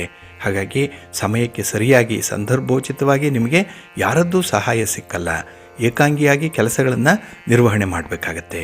ಹಾಗೆ ಈ ದಿನ ನಿಮ್ಮ ಆತ್ಮೀಯರ ಜೊತೆ ಆಗುವಂಥ ವಿವಾದಗಳೇನಿದೆ ಇದರಿಂದ ದೂರ ಇರುವಂಥದ್ದು ಬಹಳ ಉತ್ತಮ. ಯಾವುದೇ ಚರ್ಚೆಯಲ್ಲಿ ಭಾಗವಹಿಸಬೇಡಿ. ಯಾವುದೇ ಅಭಿಪ್ರಾಯವನ್ನು ಹೇಳುವಂಥ ಸಂದರ್ಭದಲ್ಲಿ ಆದಷ್ಟು ತಟಸ್ಥರಾಗಿದ್ದುಬಿಡಿ. ಇನ್ನು ಈ ದಿನದಲ್ಲಿ ನಿಮ್ಮ ಸ್ನೇಹಿತರ ಜೊತೆಯಲ್ಲಿ ಯಾವುದೇ ರೀತಿಯ ಹಣಕಾಸಿನ ವ್ಯವಹಾರಗಳನ್ನು ಇಟ್ಕೊಳ್ಬೇಡಿ. ಗಂಟು ನಂಟು ಎರಡೂ ಕೂಡ ಉಳಿಯಲ್ಲ. ಹಾಗಾಗಿ ಹಣವನ್ನು ಸಾಲವಾಗಿ ಕೊಡುವಂಥದ್ದು, ಜಾಮೀನಾಗಿ ನಿಲ್ಲುವಂಥದ್ದು ಇತ್ಯಾದಿ ವಿಚಾರಗಳಲ್ಲಿ ಸ್ವಲ್ಪ ಅಲರ್ಟ್ ಆಗಿರಿ, ದೂರ ಇರಿ. ಹಾಗೆ ಈ ದಿನ ಉದ್ಯೋಗ ಸ್ಥಳದಲ್ಲೂ ಕೂಡ ಸ್ವಲ್ಪ ನಿರಾಶೆ ಇರುವಂಥದ್ದು, ಯಾವುದೇ ಆಸಕ್ತಿ ಇಲ್ಲ, ಎಲ್ಲೋ ಒಂದು ಕಡೆ ಬಲವಂತಕ್ಕೆ ಕೆಲಸ ಮಾಡಬೇಕು ಅನ್ನುವಂಥ ಒಂದು ಸ್ಥಿತಿಯಲ್ಲಿ ಇರ್ತೀರಿ. ಹಾಗೆ ಈ ದಿನ ಗೃಹೋಪಯೋಗಿ ಉಪಕರಣಗಳನ್ನು ಬಳಸುವಂತಹ ಸಂದರ್ಭದಲ್ಲಿ ಸ್ವಲ್ಪ ಜಾಗ್ರತೆ. ನಿಮ್ಮ ಪ್ರಯಾಣದ ಸಂದರ್ಭ ಕೂಡ ನಿಮಗೆ ಅಷ್ಟೊಂದು ಅನುಕೂಲವನ್ನು ತರಲ್ಲ. ಆದಷ್ಟು ದೂರದ ಪ್ರಯಾಣವನ್ನು ಮುಂದಕ್ಕೆ ಹಾಕಿ ವಿಘ್ನ ವಿನಾಶಕನಾದಂತಹ ಗಣಪತಿಯ ಸ್ತೋತ್ರವನ್ನು ಹೇಳ್ಕೊಳ್ಳಿ, ಗಣಪತಿಯ ದರ್ಶನ ಮಾಡಿ, ಒಳ್ಳೆಯದಾಗತ್ತೆ. ನಿಮ್ಮ ಅದೃಷ್ಟದ ಬಣ್ಣ ತಿಳಿ ಹಸಿರು, ಅದೃಷ್ಟದ ದಿಕ್ಕು ಈಶಾನ್ಯ ದಿಕ್ಕು, ಅದೃಷ್ಟ ಸಂಖ್ಯೆ 5. ವೃಷಭ ರಾಶಿಯವರಿಗೆ ಈ ದಿನದಲ್ಲಿ ಸುಮ್ಮನಿದ್ರೂ ಕೂಡ ನಿಮಗೆ ಸೌಕರ್ಯ ಇದೆ. ಹಾಗೆ ಒಳ್ಳೆಯ ಯೋಗದ ಲಕ್ಷಣವಿದೆ. ತುಂಬ ಲಕ್ಕಿ ಪರ್ಸನ್ ನೀವು. ಹಾಗಾಗಿನೇ ಲಾಭ ಸ್ಥಾನದಲ್ಲಿರುವಂಥ ಚಂದ್ರ ಉತ್ತಮವಾದಂಥ ಮನಸ್ಸನ್ನು ಕೊಟ್ಟಿದ್ದಾನೆ. ಮನಸ್ಸಿಗೆ ಸಂತೋಷ, ಮನಸ್ಸಿಗೆ ಹಿತ ಅನ್ನಿಸುವಂಥ ಕೆಲಸಗಳು ಬಹಳ ಬೇಗ ಆಗತ್ತೆ. ಹಾಗೆ ಈ ದಿನ ಕೆಲಸಗಳ ಆಯ್ಕೆ ಕೂಡ ಬಹಳ ವಿಶೇಷವಾಗಿರುವಂಥದ್ದು. ತುಂಬ ಚೂಸಿಯಾಗಿರ್ತೀರಿ ಈ ದಿನದಲ್ಲಿ. ಹಾಗೆ ಹೊಸ ಅವಕಾಶಗಳು ಈ ದಿನ ನಿಮಗೆ ಸಿಕ್ಕತ್ತೆ. ವಿದ್ಯಾರ್ಥಿಗಳಿಗಂತೂ ಈ ದಿನ ಅತ್ಯುತ್ತಮವಾದಂಥ ದಿನ. ಶೈಕ್ಷಣಿಕ ಅವಕಾಶಗಳು ಬಂದಾಗ ಅದನ್ನು ನೀವು ಎನ್ಕ್ಯಾಶ್ ಮಾಡ್ಕೊಳ್ಳಿ, ಮುಂದೆ ಒಳ್ಳೆಯದಾಗತ್ತೆ. ಇನ್ನು ಕೈಗೊಂಡಂಥ ವ್ಯವಹಾರಗಳಲ್ಲಿ ಅಡೆತಡೆಗಳಿದ್ದರೂ ಕೂಡ ಅದನ್ನು ಚೆನ್ನಾಗಿ ನಿಭಾಯಿಸ್ತೀರಿ. ಧೈರ್ಯ ಇದೆ, ಆತ್ಮವಿಶ್ವಾಸ ಇದೆ. ಹಾಗಾಗಿ ಬಂದದ್ದೆಲ್ಲ ಬರಲಿ ಅಂತ ಹೇಳಿ ಈ ದಿನ ನೀವು ನಿಭಾಯಿಸುವಂಥ ಒಂದು ಧೈರ್ಯವನ್ನು ತೋರಿಸ್ತೀರಿ. ಹಾಗೆ ಈ ದಿನದಲ್ಲಿ ಮನೆ ನಿರ್ಮಾಣದ ಕಾರ್ಯಗಳಿರ್ಬೋದು, ಸ್ಥಿರಾಸ್ತಿಯ ವಿಚಾರಗಳಿರ್ಬೋದು, ತುಂಬ ಚೆನ್ನಾದ ಫಲಿತಾಂಶವನ್ನು ಕೊಡುತ್ತೆ. ಇನ್ನು ವಿಶೇಷವಾಗಿ ಹಣಕಾಸಿನ ಅಭಿವೃದ್ಧಿ ಉಂಟಾಗುವಂಥದ್ದು, ನಿಮ್ಮ ವ್ಯಾಪಾರ ವ್ಯವಹಾರಗಳು ನಿರೀಕ್ಷೆಯಂತೆ ನಡೆಯುತ್ತೆ. ಒಟ್ಟಾರೆ ಸಮಾಧಾನ ಇದೆ ನಿಮಗೆ. ಇನ್ನು ವಿಶೇಷವಾಗಿ ಪ್ರಯಾಣಗಳು ಕೂಡಿ ಬರುತ್ತೆ. ದೇವರ ದರ್ಶನ ಆಗುವಂಥದ್ದು, ಆತ್ಮೀಯರ ಭೇಟಿ ಆಗುವಂಥದ್ದು, ಬಂಧು ಮಿತ್ರರ ಸಹಕಾರವನ್ನು ಹೇಗೆ ಪಡ್ಕೊಳ್ಬೇಕು ಅನ್ನುವಂಥ ನಿಟ್ಟಿನಲ್ಲಿ ನಿಮ್ಮ ಬುದ್ಧಿವಂತಿಕೆ ಈ ದಿನ ಚೆನ್ನಾಗಿ ವರ್ಕೌಟ್ ಆಗುತ್ತೆ. ಇನ್ನು ಎಲ್ಲ ವಿಚಾರಗಳು ಕೂಡ ನಿಮಗೆ ಅನುಕೂಲಕರವಾಗಿರೋದ್ರಿಂದ ಈ ದಿನ ತುಂಬ ಕಂಫರ್ಟಬಲ್ ಆಗಿರ್ತೀರಿ, ಕಂಫರ್ಟ್ ಝೋನಲ್ಲೇ ಇರ್ತೀರಿ. ಹಾಗಾಗಿನೇ ಈ ದಿನ ನಿಮಗೆ ಅತ್ಯುತ್ತಮವಾದಂಥ ಫಲಭರಿತವಾದಂಥ ದಿನ. ನಿಮ್ಮ ಇಷ್ಟ ದೇವರನ್ನು ಆರಾಧನೆ ಮಾಡ್ತಾಯಿರಿ. ಭಕ್ತಿಯಿಂದ ಈ ದಿನ ದುರ್ಗಾಸ್ತುತಿಯನ್ನು ಹೇಳ್ಕೊಳ್ಳಿ, ಅಮ್ಮನವರ ದರ್ಶನ ಮಾಡಿ, ಪಾರ್ವತಿಯ ದರ್ಶನ ಮಾಡಿ, ಒಳ್ಳೆಯದಾಗತ್ತೆ. ನಿಮ್ಮ ಅದೃಷ್ಟದ ಬಣ್ಣ ತಿಳಿ ಹಸಿರು, ಅದೃಷ್ಟದ ದಿಕ್ಕು ಈಶಾನ್ಯ ದಿಕ್ಕು, ಅದೃಷ್ಟ ಸಂಖ್ಯೆ 1. ಮಿಥುನ ರಾಶಿಯವರಿಗೆ ಈ ದಿನದ ವ್ಯಾಪಾರಿ ಚಟುವಟಿಕೆಗಳು, ನಿಮ್ಮ ಹಣಕಾಸಿನ ವಿಚಾರಗಳು ಬಹಳ ಚೆನ್ನಾಗಿ ನಡೆಯುತ್ತೆ. ಇದರಿಂದ ಮನಸ್ಸಿಗೆ ಸಮಾಧಾನ ಇರುವಂಥದ್ದು. ಹಾಗೆ ಈ ದಿನ ನಿಮ್ಮ ಸಂಗಾತಿಯಿಂದ ಭಾವನಾತ್ಮಕವಾದಂಥ ಬೆಂಬಲವನ್ನು ಪಡ್ಕೊಳ್ತೀರಿ. ಅವರಿಂದ ಒಳ್ಳೆಯ ಸಪೋರ್ಟ್ ಇದೆ. ಉದ್ಯೋಗ ಸ್ಥಾನದಲ್ಲಿ ನಿಮ್ಮ ಸಹೋದ್ಯೋಗಿಗಳ ನೆರವು ಚೆನ್ನಾಗಿರುತ್ತೆ. ಮೇಲಧಿಕಾರಿಗಳ ಮಾರ್ಗದರ್ಶನ ಇದೆ. ಒಟ್ಟಾರೆ ಈ ದಿನದ ಸಂಬಂಧ, ಒಂದು ರಿಲೇಷನ್ಶಿಪ್ ಏನಿದೆ ಅದು ಬಹಳ ಚೆನ್ನಾಗಿರುತ್ತೆ. ಹಾಗೆ ನಿಮ್ಮ ಕಮ್ಯುನಿಕೇಷನ್ ಕೂಡ ಈ ದಿನ ಬೇರೆಯವರನ್ನು ಸೆಳೆಯುವಂಥದ್ದು, ಮಾತುಗಾರಿಕೆ ಇದೆಯಲ್ಲ, ಇದು ಬಹಳ ವಿಶೇಷವಾಗಿ ಈ ದಿನ ಎಷ್ಟೋ ಕೆಲಸಗಳನ್ನು ಮಾತಿನಿಂದಲೇ ಮಾಡ್ಕೊಳ್ತೀರಿ. ಹಾಗಾಗಿ ಈ ದಿನ ಮಾತು ನಿಮಗೆ ಪ್ರಬಲ ಅಸ್ತ್ರವಾಗಿ ಇರುತ್ತೆ. ಇನ್ನು ಕೆಲಸದ ಮೇಲೆ ಸಂಪೂರ್ಣವಾದಂಥ ಗಮನ ಇದೆ. ಅಂದರೆ ವರ್ಕ್ ಇನ್ವಾಲ್ವ್ಮೆಂಟ್ ಬಹಳ ಚೆನ್ನಾಗಿದೆ. ವರ್ಕ್ ಡೆಡಿಕೇಷನ್ ಈ ದಿನ ಬಹಳ ಅತ್ಯುತ್ತಮವಾಗಿದೆ. ಆದ್ದರಿಂದಲೇ ಒಂದು ಸಾಮರಸ್ಯದಲ್ಲಿ ಕೆಲಸವನ್ನು ಮಾಡ್ತೀರಿ. ಇದು 4 ಜನರ ಒಂದು ವಿಶೇಷ ಅಭಿಪ್ರಾಯಕ್ಕೆ ಕಾರಣವಾಗುತ್ತೆ. ನಿಮ್ಮ ಬಗ್ಗೆ ಒಳ್ಳೆಯ ಅಭಿಪ್ರಾಯಗಳನ್ನು ಹೇಳುವಂಥದ್ದು ಕೂಡ ಇದೆ. ಇನ್ನು ಕೈಗೊಂಡಂಥ ವ್ಯವಹಾರಗಳು ಬಹಳ ಯಶಸ್ವಿಯಾಗಿ ನಡೆಯುವಂಥದ್ದು, ನಿಮ್ಮ ಒಂದು ಶ್ರಮಶೀಲತೆ ಅದರಲ್ಲಿ ಕಾಣಿಸುತ್ತೆ. ನಿಮ್ಮ ಇನ್ವಾಲ್ವ್ಮೆಂಟ್ ಎಷ್ಟು ಅನ್ನುವಂಥದ್ದನ್ನು ಬೇರೆಯವರು ಸುಲಭವಾಗಿ ಲೆಕ್ಕಾಚಾರ ಮಾಡ್ಬೋದು. ಹಾಗೆ ಈ ದಿನ ಹಣಕಾಸಿಗೆ ಸಂಬಂಧಪಟ್ಟಂತಹ ಸಮಸ್ಯೆಗಳಿದ್ದರೆ ಏನೋ ಒಂದು ಪರಿಹಾರ ಸಿಕ್ಕತ್ತೆ. ಅದರಲ್ಲೂ ಸೂಕ್ತವಾಗಿರುವಂಥ ಪರಿಹಾರವನ್ನು ಪಡ್ಕೊಳ್ಳುವಂಥ ಒಂದು ದಿನ. ಇನ್ನು ಧನಲಾಭ ಉಂಟಾಗುತ್ತೆ. ಎಲ್ಲ ರೀತಿಯ ಅನುಕೂಲತೆಗಳು ಈ ದಿನ ಇರುತ್ತೆ ನಿಮಗೆ. ಹಾಗಾಗಿನೇ ಇಷ್ಟೆಲ್ಲ ಸೌಲಭ್ಯಗಳನ್ನು, ಅನುಕೂಲತೆಗಳನ್ನು ಒದಗಿಸ್ಕೊಂಡಿರುವಂಥ ಭಗವಂತನನ್ನು ಈ ದಿನ ಧ್ಯಾನ ಮಾಡಿ, ಆರಾಧನೆ ಮಾಡಿ, ನಿಮ್ಮ ಇಷ್ಟ ದೇವರನ್ನು ಪ್ರಾರ್ಥನೆ ಮಾಡ್ಕೊಳ್ತಾ ಇರಿ, ಒಳ್ಳೆಯದಾಗತ್ತೆ. ನಿಮ್ಮ ಅದೃಷ್ಟದ ಬಣ್ಣ ಗುಲಾಬಿ, ಅದೃಷ್ಟದ ದಿಕ್ಕು ಈಶಾನ್ಯ ದಿಕ್ಕು, ಅದೃಷ್ಟ ಸಂಖ್ಯೆ 1. ಕರ್ಕಾಟಕ ರಾಶಿಯವರಿಗೆ ಈ ದಿನ ಮಿಶ್ರ ಫಲ ಇರುವಂಥ ದಿನ. ಅದಕ್ಕಾಗಿಯೇ ಈ ದಿನ ಸಮಯ ಪ್ರಜ್ಞೆ ಚೆನ್ನಾಗಿರಬೇಕು, ಸಮಯದ ಹೊಂದಾಣಿಕೆ ಇರಬೇಕು. ಹಾಗೆ ಯಾವುದೇ ಕೆಲಸವನ್ನು ಕೂಡ ತಕ್ಕ ಸಮಯದಲ್ಲಿ ಆರಂಭ ಮಾಡಬೇಕು. ಹಾಗಾಗಿ ಮಿಂಚಿ ಹೋದ ಕಾಲಕ್ಕೆ ಚಿಂತಿಸಿ ಫಲವೇನು ಅಂತ ಹೇಳ್ತಾರಲ್ಲ, ಆ ರೀತಿ ನೀವು ಕಾಲ ಹೋದಾಗ ಕೆಲಸಕ್ಕೆ ಆರಂಭ ಮಾಡ್ತೀರಿ. ಹಾಗಾಗಿ ಈ ದಿನದ ಕೆಲಸ ಕಾರ್ಯಗಳ ಫಲಿತಾಂಶ ಕೂಡ ನಿಮಗೆ ಅಷ್ಟಕ್ಕಷ್ಟೇ ಇರುವಂಥದ್ದು. ಹಾಗೆ ಈ ಹಣಕಾಸಿನ ವ್ಯವಹಾರಗಳಲ್ಲಿ ನೀವು ತೆಗೆದುಕೊಳ್ಳುವಂಥ ನಿರ್ಧಾರಗಳು ಬಹಳ ನಿಧಾನವಾಗಿರುತ್ತೆ. ಇದು ಕೂಡ ನಿಮಗೆ ನಷ್ಟಕ್ಕೆ ಕಾರಣವಾಗುತ್ತೆ. ಹಾಗಾಗಿ ಈ ಸಮಯ ಅನ್ನುವಂಥದ್ದು ಬಹಳ ಮುಖ್ಯ ನಿಮಗೆ. ಅದನ್ನು ಮಾತ್ರ ಈ ದಿನ ಉಪೇಕ್ಷೆ ಮಾಡಬೇಡಿ. ಇನ್ನು ಈ ದಿನ ಎಲ್ಲ ಕೆಲಸ ಕಾರ್ಯಗಳು ಕೂಡ ನಿಮಗೆ ಕೆಲವರ ಮಾರ್ಗದರ್ಶನದಲ್ಲಿ ಮುಂದುವರಿಯುತ್ತೆ. ಹಾಗಾಗಿ ನೀವೇ ಸ್ವಂತವಾಗಿ ಕೆಲಸಗಳನ್ನು ಆರಂಭ ಮಾಡಿದ್ರೆ ಅಷ್ಟು ಫಲ ಇಲ್ಲ. ಹಾಗಾಗಿ ಬೇರೆಯವರ ಜೊತೆಯಲ್ಲಿ ಆರಂಭ ಮಾಡಬೇಕು, ಇಲ್ಲ ಬೇರೆಯವರ ಮಾರ್ಗದರ್ಶನದಲ್ಲಿ ಕೆಲಸಗಳು ಆರಂಭ ಆಗಬೇಕು. ಇನ್ನು ಈ ದಿನ ದೇಹಕ್ಕೆ ಆಯಾಸ ಆಗುವಂಥದ್ದು ಇದೆ. ಹಾಗಾಗಿನೇ ನಿಮ್ಮ ಆರೋಗ್ಯದ ಕಡೆ ಗಮನ ಕೊಡಬೇಕು. ವಿಶ್ರಾಂತಿಯ ಕಡೆ ಬಹಳ ವಿಪರೀತವಾಗಿ ನೀವು ಗಮನ ಕೊಡಬೇಕಾಗತ್ತೆ. ಹಾಗೆ ಈ ದಿನ ನಿಮ್ಮ ಮೇಲಧಿಕಾರಿಗಳಿಂದ ಮಾತಿನಲ್ಲಿ ಕಿರಿಕಿರಿಗಳಾಗುವಂಥದ್ದು ಇದೆ. ಏನೋ ಒಂದು ಭಿನ್ನಾಭಿಪ್ರಾಯ ಆಗುತ್ತೆ. ಅದರಲ್ಲೂ ಈ ಸರ್ಕಾರದ ಕಾನೂನು ವ್ಯವಹಾರಗಳೇನಿದೆ ಇದು ಕೂಡ ನಿಮಗೆ ಸ್ವಲ್ಪ ಹಿನ್ನಡೆಯನ್ನು ತರುತ್ತೆ. ಒಟ್ಟಾರೆ ಈ ದಿನ ನಿಮಗೆ ಯಾವುದೇ ಕೆಲಸಗಳನ್ನು ಮಾಡಲಿಕ್ಕೆ ಹೋದರೂ ಅಲ್ಲಿ ಏನೋ ಒಂದು ಅಡಚಣೆ ಇರುತ್ತೆ, ಏನೋ ಒಂದು ಮನಸ್ಸಿಗೆ ಕಿರಿಕಿರಿ ಅನ್ನುವಂಥದ್ದು ಇರುತ್ತೆ. ಹಾಗಾಗಿ ಈ ದಿನ ಅಮೂಲ್ಯ ಮಾಹಿತಿಯನ್ನು ಪಡ್ಕೊಳ್ಳುವಂಥ ಸಂದರ್ಭದಲ್ಲಿ ಸ್ವಲ್ಪ ತಾಳ್ಮೆಯಿಂದ ಇರಬೇಕಾಗತ್ತೆ. ಆತುರಾತುರವಾಗಿ ಕೆಲಸವನ್ನು ಮಾಡಬೇಡಿ, ಸ್ವಲ್ಪ ನಿಧಾನವಾಗಿರಿ. ಹಾಗೆ ಈ ದಿನ ನೀವು ಸುಬ್ರಹ್ಮಣ್ಯ ಸ್ತೋತ್ರವನ್ನು ಹೇಳ್ಕೊಳ್ಳಿ, ಸುಬ್ರಹ್ಮಣ್ಯ ಸ್ವಾಮಿಯ ದರ್ಶನ ಮಾಡಿಕೊಳ್ಳಿ, ಒಳ್ಳೆಯದಾಗತ್ತೆ. ನಿಮ್ಮ ಅದೃಷ್ಟದ ಬಣ್ಣ ಕೆಂಪು, ಅದೃಷ್ಟದ ದಿಕ್ಕು ಈಶಾನ್ಯ ದಿಕ್ಕು, ಅದೃಷ್ಟ ಸಂಖ್ಯೆ 3. ಸಿಂಹರಾಶಿ. ಸಿಂಹರಾಶಿಯವರಿಗೆ ಈ ದಿನದ ಚಟುವಟಿಕೆಗಳಲ್ಲಿ ಸ್ವಲ್ಪ ಉದ್ವಿಗ್ನತೆ ಇರುತ್ತೆ. ಎಲ್ಲೋ ಒಂದು ಕಡೆ ಕಳವಳ, ಎಲ್ಲೋ ಒಂದು ಕಡೆ ಆತುರಾತುರವಾಗಿ ಕೆಲಸಗಳಾಗಬೇಕು ಅನ್ನುವಂಥ ತುಡಿತ ಜಾಸ್ತಿ ಇರುತ್ತೆ. ಹಾಗಾಗಿ ಶಾಂತಿ ಸಮಾಧಾನಗಳು ಇರಲ್ಲ. ಜೊತೆಗೆ ಎಲ್ಲ ವಿಚಾರಗಳಲ್ಲೂ ಕೂಡ ನೀವು ನಿಮ್ಮ ಮೇಲೆ ಹೆಚ್ಚು ಜವಾಬ್ದಾರಿ ಇದೆ ಅನ್ನುವಂಥ ಭಾವನೆಯನ್ನು ಹೊಂದಿರ್ತೀರಿ. ಹಾಗಾಗಿನೇ ಈ ದಿನ ಸ್ವಲ್ಪ ಒತ್ತಡದ ದಿನವಾಗತ್ತೆ ನಿಮಗೆ. ಇನ್ನು ನಿಮ್ಮ ಸಂಗಾತಿಯ ಅಸಮಾಧಾನ, ಅಸಹಕಾರ ಮನಸ್ಸಿಗೆ ಬೇಸರವನ್ನು ತರಿಸುವಂಥದ್ದು. ಅವರಿಂದ ನೀವು ನಿರೀಕ್ಷೆ ಮಾಡಿದಂಥ ಒಂದು ಸಹಕಾರ ಸಿಕ್ಕಲ್ಲ, ಒಂದು ಒಳ್ಳೆಯ ಮಾತು ಕೂಡ ನಿಮ್ಮ ಬಗ್ಗೆ ಇರಲ್ಲ ಈ ದಿನ. ಹಾಗಾಗಿನೇ ಈ ದಿನ ಯಾರಿಂದ ಏನನ್ನೂ ಕೂಡ ನಿರೀಕ್ಷೆ ಮಾಡಬೇಡಿ. ನಿಮ್ಮ ಕೆಲಸ ಕಾರ್ಯಗಳನ್ನು ನೀವೇ ಮೌನದಿಂದ ವಹಿಸುವಂಥದ್ದು ಬಹಳ ಮುಖ್ಯ. ಹಾಗೆ ಈ ದಿನ ಕೆಲಸಗಳಲ್ಲಿ ಆರಂಭಿಕ ಅಡೆತಡೆಗಳು ಇರುತ್ತೆ. ಸ್ಟಾರ್ಟಿಂಗ್ ಹಿಕ್ಕಪ್ಸ್ ಅನ್ನುವಂಥದ್ದು ತುಂಬ ಇದೆ. ಇದನ್ನು ನಿವಾರಣೆ ಮಾಡಿಕೊಳ್ಬೇಕು ಅಂತ ಹೇಳಿದ್ರೆ ತುಂಬ ತಾಳ್ಮೆ ಬೇಕು, ವಿವೇಚನೆ ಬೇಕು. ಇನ್ನು ಕುಟುಂಬದಲ್ಲಿ ಈ ದಿನದಲ್ಲಿ ಅಸಹಕಾರ ಇರೋದರಿಂದ, ಕುಟುಂಬದಲ್ಲಿ ಶಾಂತಿ ಸಮಾಧಾನ ಕಡಿಮೆ ಇರೋದರಿಂದ ಸ್ವಲ್ಪ ಬೇಸರ ಇರುತ್ತೆ. ಹಾಗಾಗಿ ಮನೆಗಿಂತ ಮನೆಯ ಹೊರಗೆ ಹೆಚ್ಚು ಸಮಯವನ್ನು ಕಳೀಬೇಕು ಅನ್ನುವಂಥ ಒಂದು ಮನಸ್ಥಿತಿ ಇರುತ್ತೆ. ಹಾಗೆ ಈ ದಿನದಲ್ಲಿ ನಿಮ್ಮ ಕಾರ್ಯಗಳು ಅಥವಾ ನಿಮ್ಮ ಪ್ರಯಾಣ ನಿಮಗೆ ಅಷ್ಟೊಂದು ಶುಭ ಲಾಭವನ್ನು ತರಲ್ಲ. ಹಾಗಾಗಿ ಪ್ರಯಾಣದಲ್ಲಿ ವೆಚ್ಚಗಳು ಜಾಸ್ತಿ ಆಗುತ್ತೆ. ಪ್ರಯಾಣದಿಂದ ಈ ದಿನ ಆಯಾಸ ಆಗುವಂಥದ್ದು, ಅನಾರೋಗ್ಯ ಪರಿಸ್ಥಿತಿ ಬರುವಂಥದ್ದು ಇರುತ್ತೆ. ಹಾಗಾಗಿನೇ ನಿಮ್ಮ ಆರೋಗ್ಯವನ್ನು ಈ ದಿನದಲ್ಲಿ ಬಹಳ ವಿಶೇಷವಾಗಿ ನೀವು ನೋಡ್ಕೊಳ್ಬೇಕಾಗತ್ತೆ. ಹಾಗೆ ಪ್ರಮುಖವಾದಂಥ ನಿರ್ಧಾರಗಳು ಯಾವುದೇ ಇದ್ದರೂ ಈ ದಿನ ತೆಗೆದುಕೊಳ್ಬೇಡಿ. ಏಕೆಂದರೆ ನಿರ್ಧಾರಗಳು ನಿಮಗೆ ನಾಳೆ ಅನುಕೂಲಕರವಾಗಿರಲ್ಲ. ಎಲ್ಲೋ ಒಂದು ಕಡೆ ಅದೇ ನಷ್ಟಕ್ಕೆ ಕಾರಣವಾಗುತ್ತೆ, ಪಶ್ಚಾತ್ತಾಪಕ್ಕೂ ಕೂಡ ಕಾರಣವಾಗುತ್ತೆ. ಸ್ವಲ್ಪ ಜಾಗ್ರತೆ. ನಿಮ್ಮ ಮನೆ ದೇವರನ್ನು ಸ್ಮರಣೆ ಮಾಡಿಕೊಳ್ಳಿ, ಆಂಜನೇಯ ಸ್ತೋತ್ರವನ್ನು ಹೇಳ್ಕೊಳ್ಳಿ, ಹನುಮಾನ್ ಚಾಲೀಸನ್ನು ಹೇಳ್ಕೊಳ್ಳಿ, ಒಳ್ಳೆಯದಾಗತ್ತೆ.